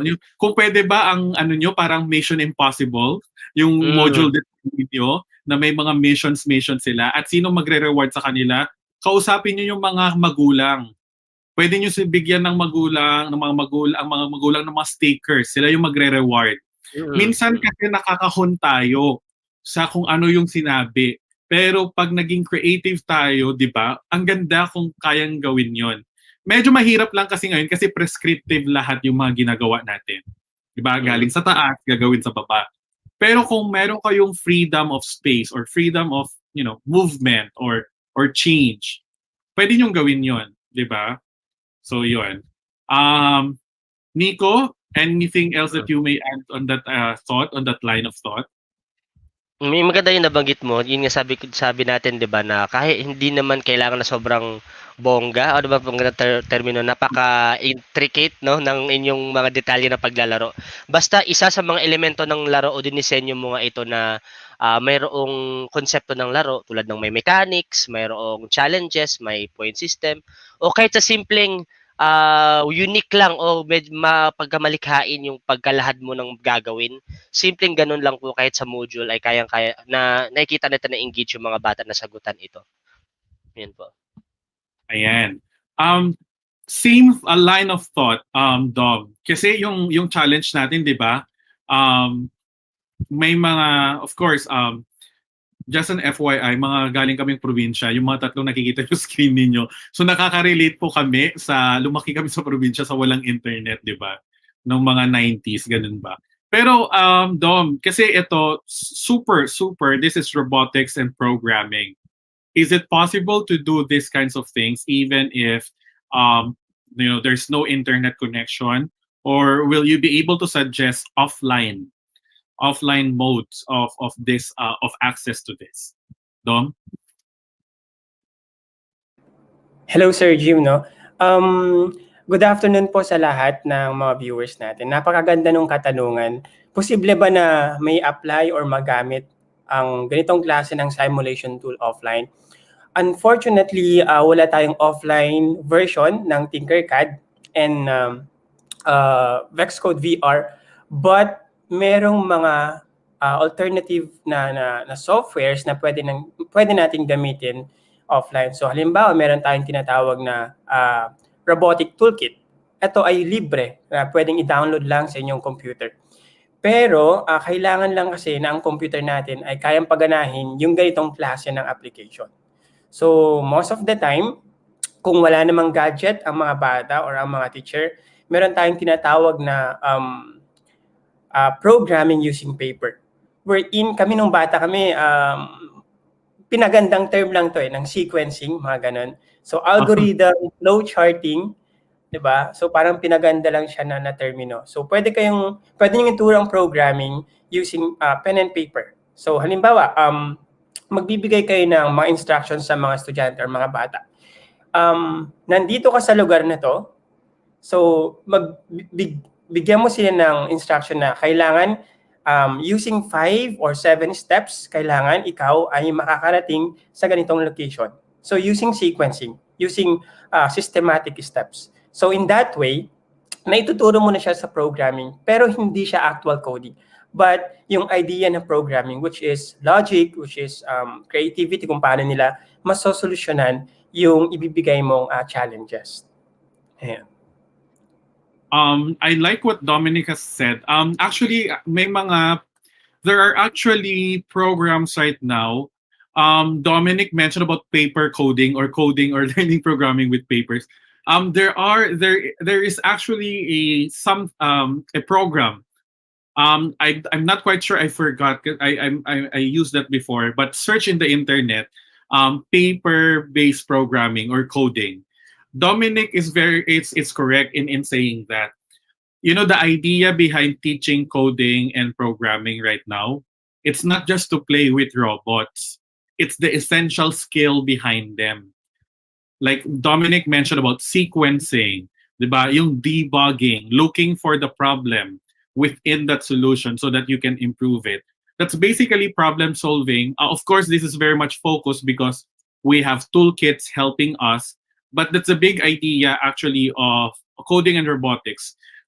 Hindi tayo nagtuturo ng coding and robotics so that everyone becomes, a coder, tama ba?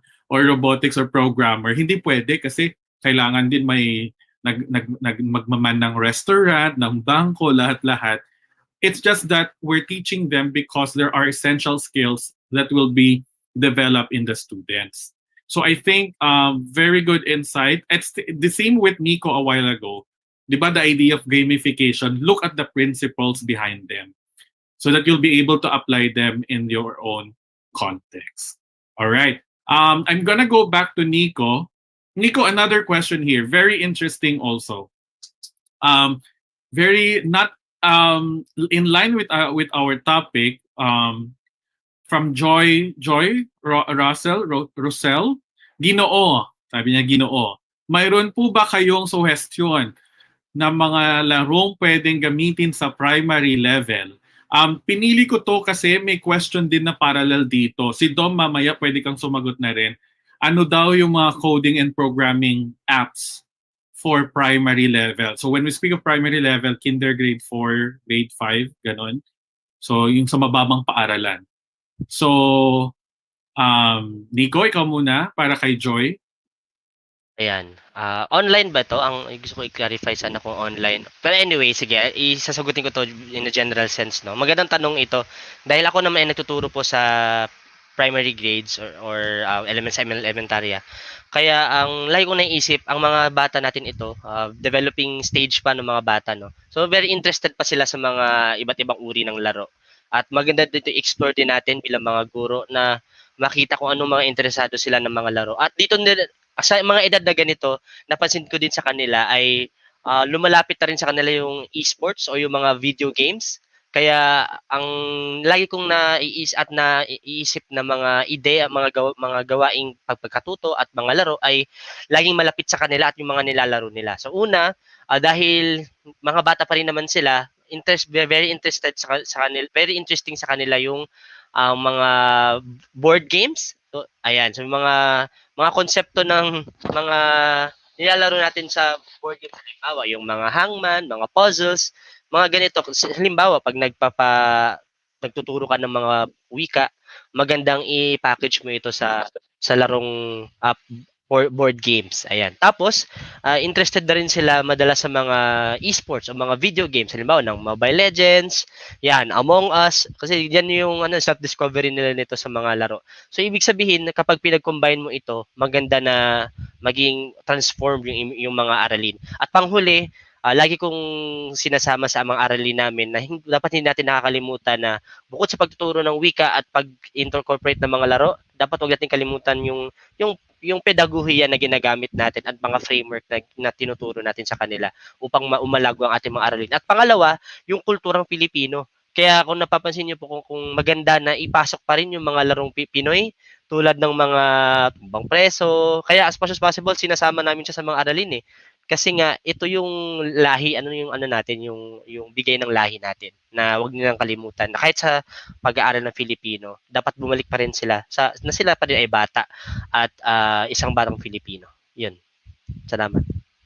Ayan, maraming salamat, Ginoong Fos. Very interesting. Gusto ko yung mga larong Pinoy. Medyo nawawala ngayon, di ba? Kasi online distance learning tayo. Baka gusto nyo pong ipagawa yun sa mga bahay-bahay, mga estudyante natin, di ba? Instead na nakaupo sila, maglaro tayo virtually. Or yung lagi nating sinasabi na kahit yung module-based, tignan kasi natin yung design ng module-based. Baka isa yung gusto nyo ipagawa sa PE doon o sa Filipino, maglaro kasama ang inyong mga kapatid o buong pamilya ng tumbang preso. Medyo kailangan kasi natin ng kaunting creativity sa modules natin. 'Di ba? So, yun. Baka yun yung isang point of improvement. Maraming salamat, Ginoong Fos. Balik tayo kay Mr. Sales. Mr. Sales, how about in coding and programming for the primary grade levels? Sir Jim, for primary grade levels, marami tayong pwedeng ibigay. Pero ibibigay ko yung top 2 na option para sa akin kasi ito ay mga libre na applications. Number 1 sa listahan natin, Sir Jim, ay yung tinatawag na Scratch programming. Yung Scratch, available siya sa any platform, any operating system. Pwede sa Mac, pwede sa Mac at pwede din sa Windows-based na operating system. So, since ito ay libre, bukod sa libre, maraming resources and tutorials na available. Kasi sobrang laki ng community ng Scratch programming. Itong Scratch ginagamit natin sa Saver. Ginagamit din ng maraming school para ituro ang idea ng coding and robotics or programming at the same time. So, maganda to gamitin kasi very friendly siya na interface. So, parang nag-create ka lang ng presentation kasi drag and drop din siya at the same time. Another application is yung Tinker. Okay? So, the same with Scratch, yung Tinker, drag and drop din siya. Almost the same sila ng Scratch. Pero, I would highly recommend using Scratch kasi marami kang pwedeng gawin. May tinatawag tayong sprite sa Scratch wherein pwede kang gumawa ng games, interactive games. Pwede mo i-convert yung nagawa mo sa Scratch into a mobile application. So, pwede mo siyang i-convert later. And then, para sa ganun, katulad ng sinabi ni Mr. Fos kanina, gamification. So, pwedeng gamitin ng teacher yung Scratch programming para magturo ng wikang Filipino. Let's say, for example, ang buhay ni Jose Rizal, so birthday niya ngayon, no? Pwede mong ituro yon using gamification. So, using Scratch, gagawin mo yung kwento sa Scratch and then, halimbawa, pipiliin nila saan pinanganak si Rizal sa mga itong bagay. So, anong tunay na pangalan ni Rizal? So, may mga options. So, pwede mong i-combine pwede mong gamitin ang programming or ang coding or robotics at the same time para ituro ang mga ibang subjects pa. Okay? So, magiging tool itong robotics na to para maituro mo ang ibang subjects ng mas kaaya-aya at mas magiging interesado ang mga estudyante. So, marami pa pong offline and free na simulation tools and programming tools. And makikita niyo po siya, available naman po sa internet yan, napakadami po. Depende lamang po kung paano yung atake ninyo at depende po yun sa learning capabilities ng mga estudyante po ninyo. Ayan. Yan. Maraming salamat. Thank you, Dom. One of my favorite apps, Scratch. If you download and you look at it, siya po yung may pusa sa icon. At siya din po yung gumagalaw. Yung pusa din po yung gumagalaw doon. It's very interesting. Ang Tinker, it's a whale. Tama ba? Yun ba yun yung icon? So if you look for it. I have a very good question here. And I think this is something that we have been doing in the school and something that we would want to push as an idea. Ang tanong ni Mary Jane Reyes Marin. We all know that was very interesting in robotics. Ang tanong niya, is it possible to use robotics in designing Filipino activity? Or is it possible to integrate like robotics not just in Filipino, but even in other subjects? Ayan. Para sa akin ba yung katanungan, Sir Jim? Pwede sa'yo. Alam ko si Nico, pwede din siyang sumagot kasi gumagawa ng interdisciplinary approach yung mga assessment and problem solving. Siguro si Dom muna mag-start. So, sa maganda yung katanungan, no? Kung pwede bang i-apply ang ibang subject, pwede bang ituro ang ibang subject using robotics? Yes, pwede po. Actually, ina-encourage po namin yun na gamitin ang robotics or programming para ituro ang ibang subjects. For example, science. Sa science, kunyari hindi available ang ganitong tool, ang pH sensor, ang temperature sensor. So marami pang iba't ibang klase ng sensor. And etong mga estudyante mo, kailangan nilang pumunta in a specific place or environment para sukatin. Halimbawa, ano ang temperatura dito, ano ang humidity dito, ano yung mga iba't ibang chemicals na available. So, kung meron silang knowledge sa programming and robotics, pwede silang gumawa ng sarili nilang device. Cheaper, no? Bukod sa cheaper siya, natuto pa yung mga bata na maging resourceful at the same time. So, if that device is not available in your school, so pwede silang gumawa ng sarili ng device. So, tinuro mo yung robotics, tinuro mo yung science, natuto pa yung bata maging creative at maging resourceful at the same time. Pagdating sa ibang subjects, for example, English, so pwede kang gumawa ng program ng robot na nakakapagsalita. No? So kung halimbawa, medyo complex na to pero posible 'yon. Halimbawa, gusto mong ituro ang proper pronunciation ng mga salita gamit ang isang robot. So i-code mo lang siya, ilagay mo yung mga salita and babanggitin ng robot mo 'yon, robot para sa iyong mga estudyante. So ngayon, available na yun yung mga robots na gano'n na kaya mag-convert ng mga iba't ibang pangungusap or salita sa ibang language. So pwede po gamitin ng robotics para ituro ang mga iba pang subjects. Nico? Interdisciplinary, no?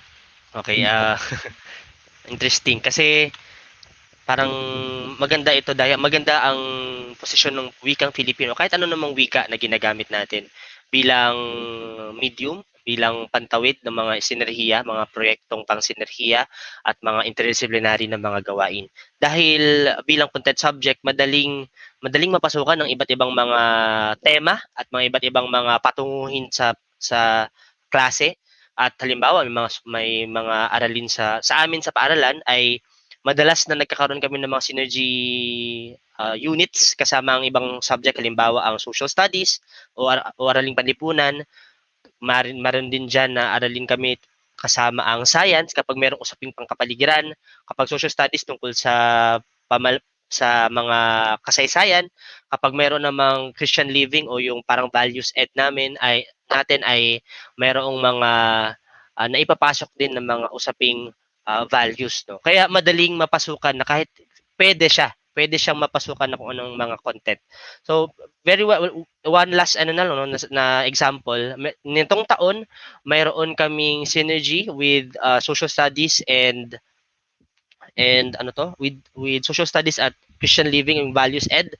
Bale sa Filipino ang aming kasanayan ay pananaliksik, tapos ang magiging pagpasok ng science ay maaaring pangkapaligiran, kahandaan sa natural disasters, etc.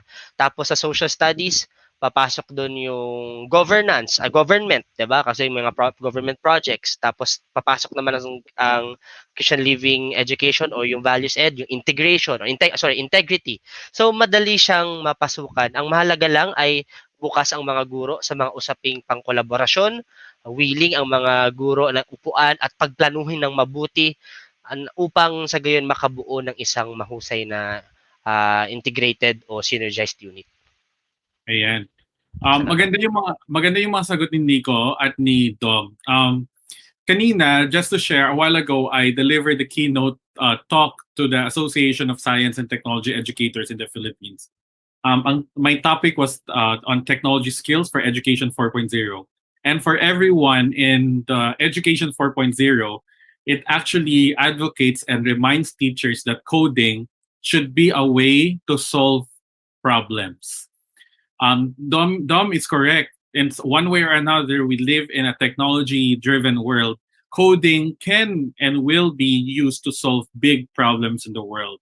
And those problems are actually learned through subjects such as Filipino, science, social studies, values education. So Nico is very correct. Interdisciplinary way of learning. Tayo kasi ngayon, kung ano yung skill mo sa Filipino, ina-apply mo lang sa Filipino. Kung ano yung skill mo sa math, pang math lang. Pero sa buhay naman natin, hindi naman pwedeng sabihin natin, oh, ngayong minuto, math skills lang ang pwede kong i-apply. Di ba hindi naman ganun? Kasi in every minute of our life, we're applying different skills. Right now, technical skill, speaking skill, communicating, ang dami. Right? So yun yung ibig sabihin ni Nico kanina. Sobrang ganda niyang sinabi na kailangan magtulong-tulungan yung mga different subjects, different disciplines to help students understand a certain level of certain problem.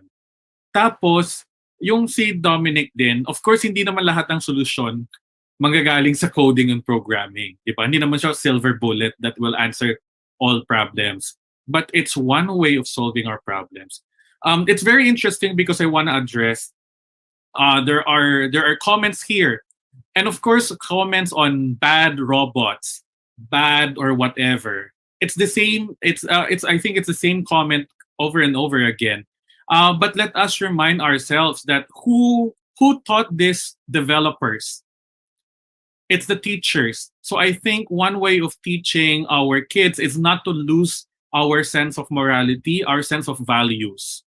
Right? When we sino nga ba yun yung sa Perry? No, not Perry.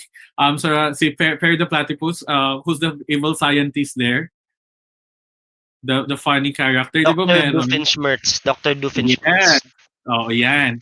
So I think that's a perfect example of a very smart guy who uses all his knowledge to make the lives of other people bad. Ano kaya ang kulang niya? Siguro kulang siya sa GMRC, sa values education, sa bahay. And it's not just the work of students and teachers. So I think that's one way of looking at it. Let's not, while we talk about technology, gamification, let's not lose sight of our values. Because right now, we feel scared sometimes. There are people who would say this is scary, this is that, everything this happened. Yeah, that would happen. It's because maybe we as human beings made those decisions to become bad persons. I don't know. Or maybe we lose sight of values that we have learned. Holistic education. We don't forget that. While we talk about coding, robotics, online learning, or literacy, let's anchor them on the values that we treasure as one community. Ayan. So, yan hindi lang po tech, at hindi lang mga gamification. Baka akala nyo si Nico Fos, kasi si Nico Fos expert kasi yan sa online gaming. Ano yan, pumapasok naman po yan, i-report pa yan sa trabaho. May certain level of maturity. So, ganun po yung ibig sabihin. Kahit sa mga bata, let's teach them. All right, we're now on our last stretch. Final words from our dear speakers. Ang saya kasi natutuwa ako sa mga comment ng mga listeners na viewers. So, Dom, maybe you can start first. What are your final messages or maybe words of encouragement to our teachers right now? Sir Jim, ngayong hapon, napakaganda yung naging topic natin with Sir Nico, Meron na akong gustong i-address na katanungan galing sa ating audience. At ito na rin yung magiging final word ko, nabanggit niya sa comment niya na magiging or i-replace ba ng robot ang tao later on? Well, yung katanungan na yan may matagal na, pero people will always be faster and smarter. And people can easily adjust because that's what humans are optimized to do and capable to do. So maybe in the future, kayang mag-catch up ng robot through AI, through programming. But for the meantime, humans will always be higher than artificial intelligence or than any machine. So for today's session, sana po ay marami kayong natutunan sa talk namin ni Sir Nico Fos at yung mga ideas and thoughts ni Sir Jim. Sana gamitin niyo po huwag kayong matakot gamitin ang mga bagong teknolohiya kasi ngayong pandemic, sila po yung mas nakakatulong sa atin para ma-engage ang mga bata sa pag-aaral. Kasi ito yung kanilang language ngayon. Ang language nila ay screen ngayon. Ang language nila ay gadget ngayon. So, again, maraming salamat po sa inyong pakikinig at magandang araw po sa inyong lahat. Okay. Ayun. Maganda yung panghuling pambungad natin. Ay panghuling mensahe, no. Siguro dagdagan ko na rin na siguro kahit hindi man ako expert sa robotics, no, pero I've watched different media na pinapasukan itong mga usaping robot at mga katauhan. Siguro ang pinakalamang siguro ng isang tao ay emosyon at ang pagkakaroon ng value sa buhay, at hindi maituturo ito sa isang robot, no, na magkaroon lang. At ganoon din tayo sa mga guro, 'di ba? At the end of the day, nakakaharap tayo sa screen, nagsusulat tayo ng mga modules. Maganda na bukod sa pagiging guro at pagiging anumang trabaho natin, tayo ay tao muna. At sa mga bukod sa mga ginagawa natin mga palaro, tayo ay tao muna. So isipin natin yung mga pangangailangan ng ating mga estudyante, isipin natin yung mga ano ba ang best way. Best way ba mag-gamify? Best way ba mag-teach ng ganitong app? Isipin muna natin kung ano ba ang pangangailangan at ano ba ang kailangan ng mga estudyante natin. At ganoon din tayo mga guro. So, magpatuloy po tayong lahat at binabati ko na po maligayang kaarawan sa isa sa ating mga genius, no, si Dr. Jose Rizal, na kahit siya mismo nagsabi na bukod sa lahat, sinabi niya na ang pagiging Pilipino, isang tao ay dapat hindi sa pagkanta ng pambansang awit, hindi sa mga iba't ibang mga pakikipaglaban, kundi sa pagiging matulungin at pagiging magalang. Ayun. So yun yung panghuling mensahe. Salamat po. Maraming salamat, Nico and Dom, at huwag nating kalimutan, birthday din kahapon ni Sir Dom, si Mr. Dominic Sales. So birthday niya. So thank you so much, Sir Dominic. Thank you for being here. Gusto ko yung sinabi nyo kanina na huwag matakot. We need to understand the context of our students. Let's not teach them the way we were taught 10, 20 years ago, because that will not prepare them for the future ahead of them. At sabi nga ni Nico kanina, tao muna tayo. So I think yung discussion, di ba, ang sarap pag-usapan, no? Mapapalitan ba ang mga tao sa labor? Oo, mapapalitan kasi yung skill mo as a person kaya nang gamitin ng robot or ng AI. Ganon din sa pagiging guro. Kung ikaw na guro ay nagtuturo na parang Google lang or YouTube, talagang hindi ka na papakinggan ng mga students mo, mag-YouTube na lang sila. At least kaya pa nilang i-rewind or i-fast forward. At pag nag-pause sila, hindi magagalit si YouTube. Si teacher kasi pag may question ng bata, magagalit, di ba? So in the end, mga teachers, kung gusto nyo maging relevant, if you want to stay relevant, upskill yourself. And Nico and Dominic has presented a whole area where you can elevate your relevance as a teacher right now. Coding, programming, and then of course gamification and other ways of motivating, engaging, tama ba? Motivating, engaging our learners. All right? So, ayan, before we end, we're very much happy and we're very grateful to our dear speakers, Nico Fos and Dominic. And with that, I hope that we're ready. We want to give these two amazing gentlemen our own certificate of appreciation for their work, for being our resource speakers, focusing on online simulation for coding and programming, and of course, gamification and engaging students in literacy. All right? So, ayan, medyo wala tayo at hindi napapakinig certificate, but we will give you your certificate. Thank you so much for attending, for speaking and sharing your knowledge. By the way, before I let Nico and Dominic go, just to give you something to look forward to, hindi po ito yung huling na makikita nyo si Nico at si Dominic. They are part of our Tagpros Pioneer Teacher Partner Program. At for the next coming months, Dominic and Nico will be sharing their expertise to K-12 students. So when we launch our Tagpros Education Marketplace, we also want to share this expertise like coding and programming, or even love for literacy and literature in Filipino to our K-12 students. So yan po, isa sa mga projects namin. So thank you so much, Dom. And Nico, thank you for joining us. So stay safe. Thank you, Jim. Thank you po sa mga Thank you, nanood po. Jim. Thank you. All right. So right now, maraming salamat ulit kay Nico and Dominic. Malapit na tayo magtapos. Shift na ako. So we're now ready to close our session.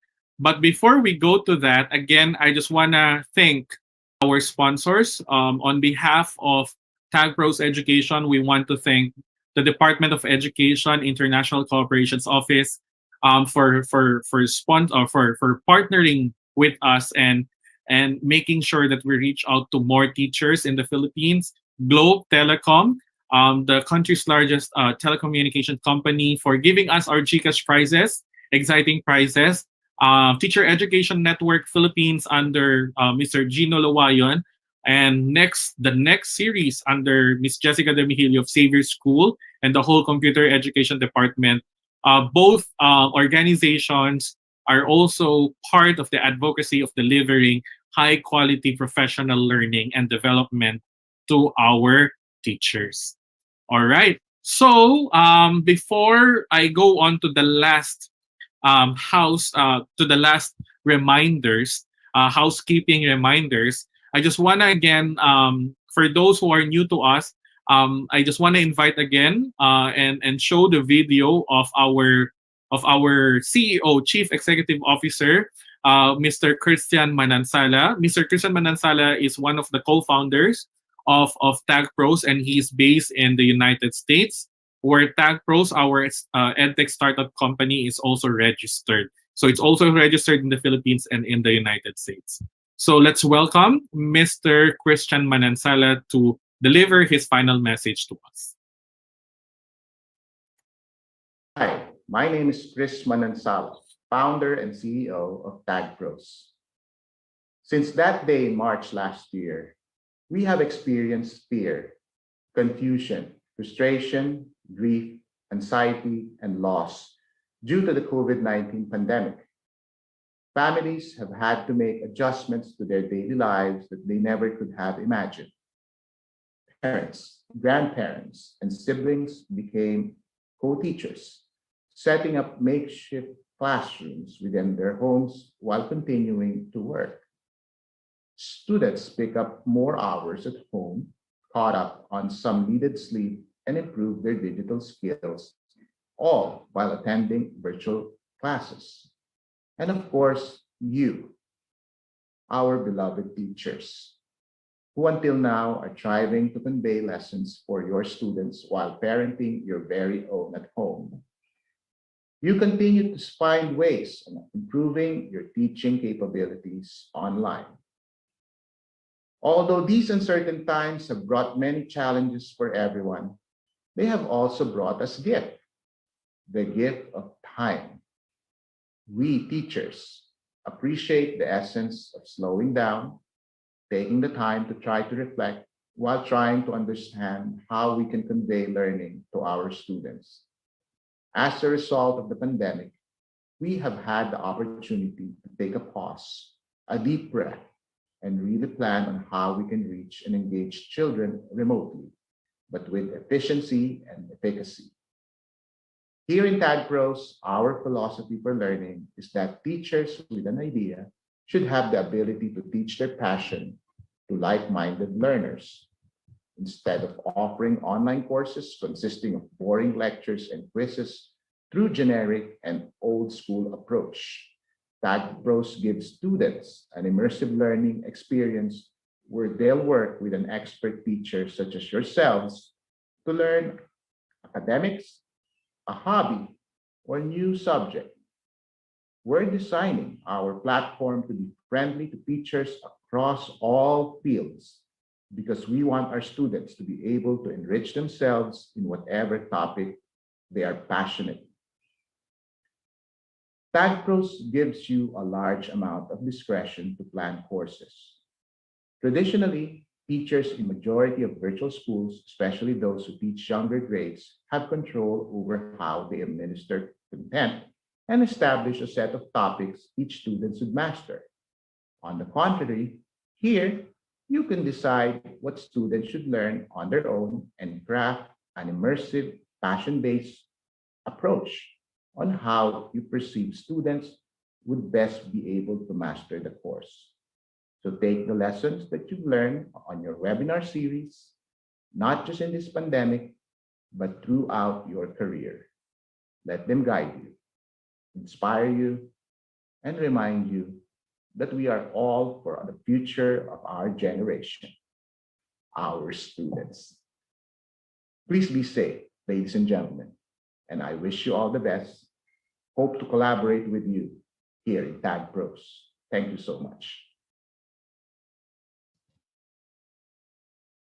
All right. Thank you, Christian, all the way from the United States. And yeah, we look forward to collaborating to our future partner teachers as we open Tagpros Education Marketplace to to every teacher and student in the Philippines. Now, before we flash the evaluation form and our GCash instructions, may we take this opportunity to invite you to the last session for June. So just take note, teachers, this is the last session for June. We are cooking something for July that will focus on assessment and we'll announce further. But for today, for next week, we are happy to invite you to the last part of the June webinar series. So the first speaker is Miss Joselle Salvador.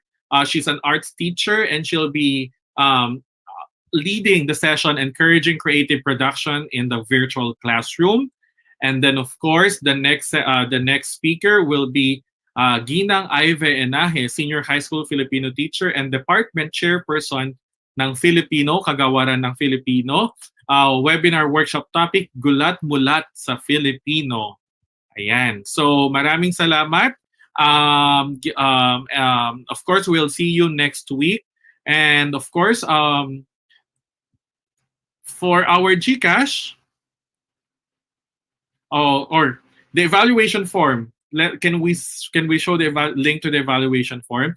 The evaluation form for this session has already been opened. Check the evaluation form at www.tagpros.org. We want you to go to our website. It's tagpros.org. So you have to go there. There's no direct link to the evaluation. We want you to visit our website to get to know more about Tagpros and, of course, explore what we can offer. So check the evaluation form at tagpros.org. Maybe the team can show, the technical team can show the website for visual guide to our teachers. So when you go to tagpros.org, you'll be able to see our website and then, of course, our profession, the evaluation for this professional development. Right. One more reminder. Okay, one more reminder for our GCash. Again, so when you do the evaluation form, you will be asked to put your GCash account. If you don't have a GCash account and you're not very interested in participating, that's okay. You will still be able to get your own certificate. All right, your own certificate. But we encourage you to have your GCash account. Your GCash account is very, very important for us to be able to deliver to you, if you win, just in case you win, the GCash prize of 500. May I just apologize? We're not just looking for 7. We're looking for 8. For this week and next week, we're looking for 8 lucky participants who will win 500 GCash credits. So all you need to do is watch the webinar workshop, complete the evaluation form at the end of each session. The evaluation form is at www.tagpros.org. And of course, follow our social media pages on Facebook, LinkedIn, and YouTube, or it's just Tagpros Education for the name of the account. So there again, make sure that you, and please, may I just remind you again, ayan, this is our social media account. May I just remind you that whatever information you put in the evaluation form, our system gets to use those for your certificate. So if you're not very careful about the spelling of your name, you will get a misspelled certificate, right? We're already telling you directly about this. So we want you to be very careful in putting in your certificate. Can we change your certificate? Yes, but you will have to go through the process, and it will take a few days or a week to get back to you, because we're serving thousands of certificates. And that's why we're doing it by batch also, because we're delivering thousands of certificates right now. So check the spelling of your name. Check also the email address that you are adding in your evaluation form. Those are very, very important. So please make sure that you check your evaluation form. Wag kayong nagmamadali. Okay? Take your time, because this is for you. This is for your certificate. All right? So I think, can you please post the certificate evaluation link? Let's show it on the screen again. Should be at the bottom of the screen. Our technical director there. Check the evaluation form at tagpros.org. Very important. This is the time for you to really check the evaluation form. This is the website. So when you go to tagpros.org, this is the website that you'll be able to see. It's on top. It says click here to answer the evaluation form for June 19, 2021 webinar workshop. That's part 3. You have until Friday to do the evaluation form. After that, we will close the evaluation form and then proceed with the raffle draw of the GCash prizes. All right? So this should be very, very clear. Not working. Is it not working? Can we try? Can someone click on the evaluation form? Santi, can you click on the evaluation form? So that we can show if it's working or not. There, it's working. You might need to check your device. It's working. We have already been receiving answers, evaluation form from others. So please check your device. Here's the thing. If you cannot access it and other people can access it, try to check your device settings. Try to check your internet connection. You have 1 week. All right? So there. Thank you so much, everyone. This has been a pleasure. Part 3, we're now on next week. Part 4, we end the June webinar series. But please make sure that you keep in touch. Follow our social media account. We have something for you in store on July. So don't lose this drive to learn and be better teachers right now. We owe it to our students. We owe it to ourselves as we make sure that we are relevant to the lives of our students as they go through the future that we have not seen yet. So thank you so much on behalf of Tagpros and the Tagpros Pioneer teachers, our speakers. We thank you so much for spending your Saturday with us. Thank you, everyone, and stay safe. God bless us all.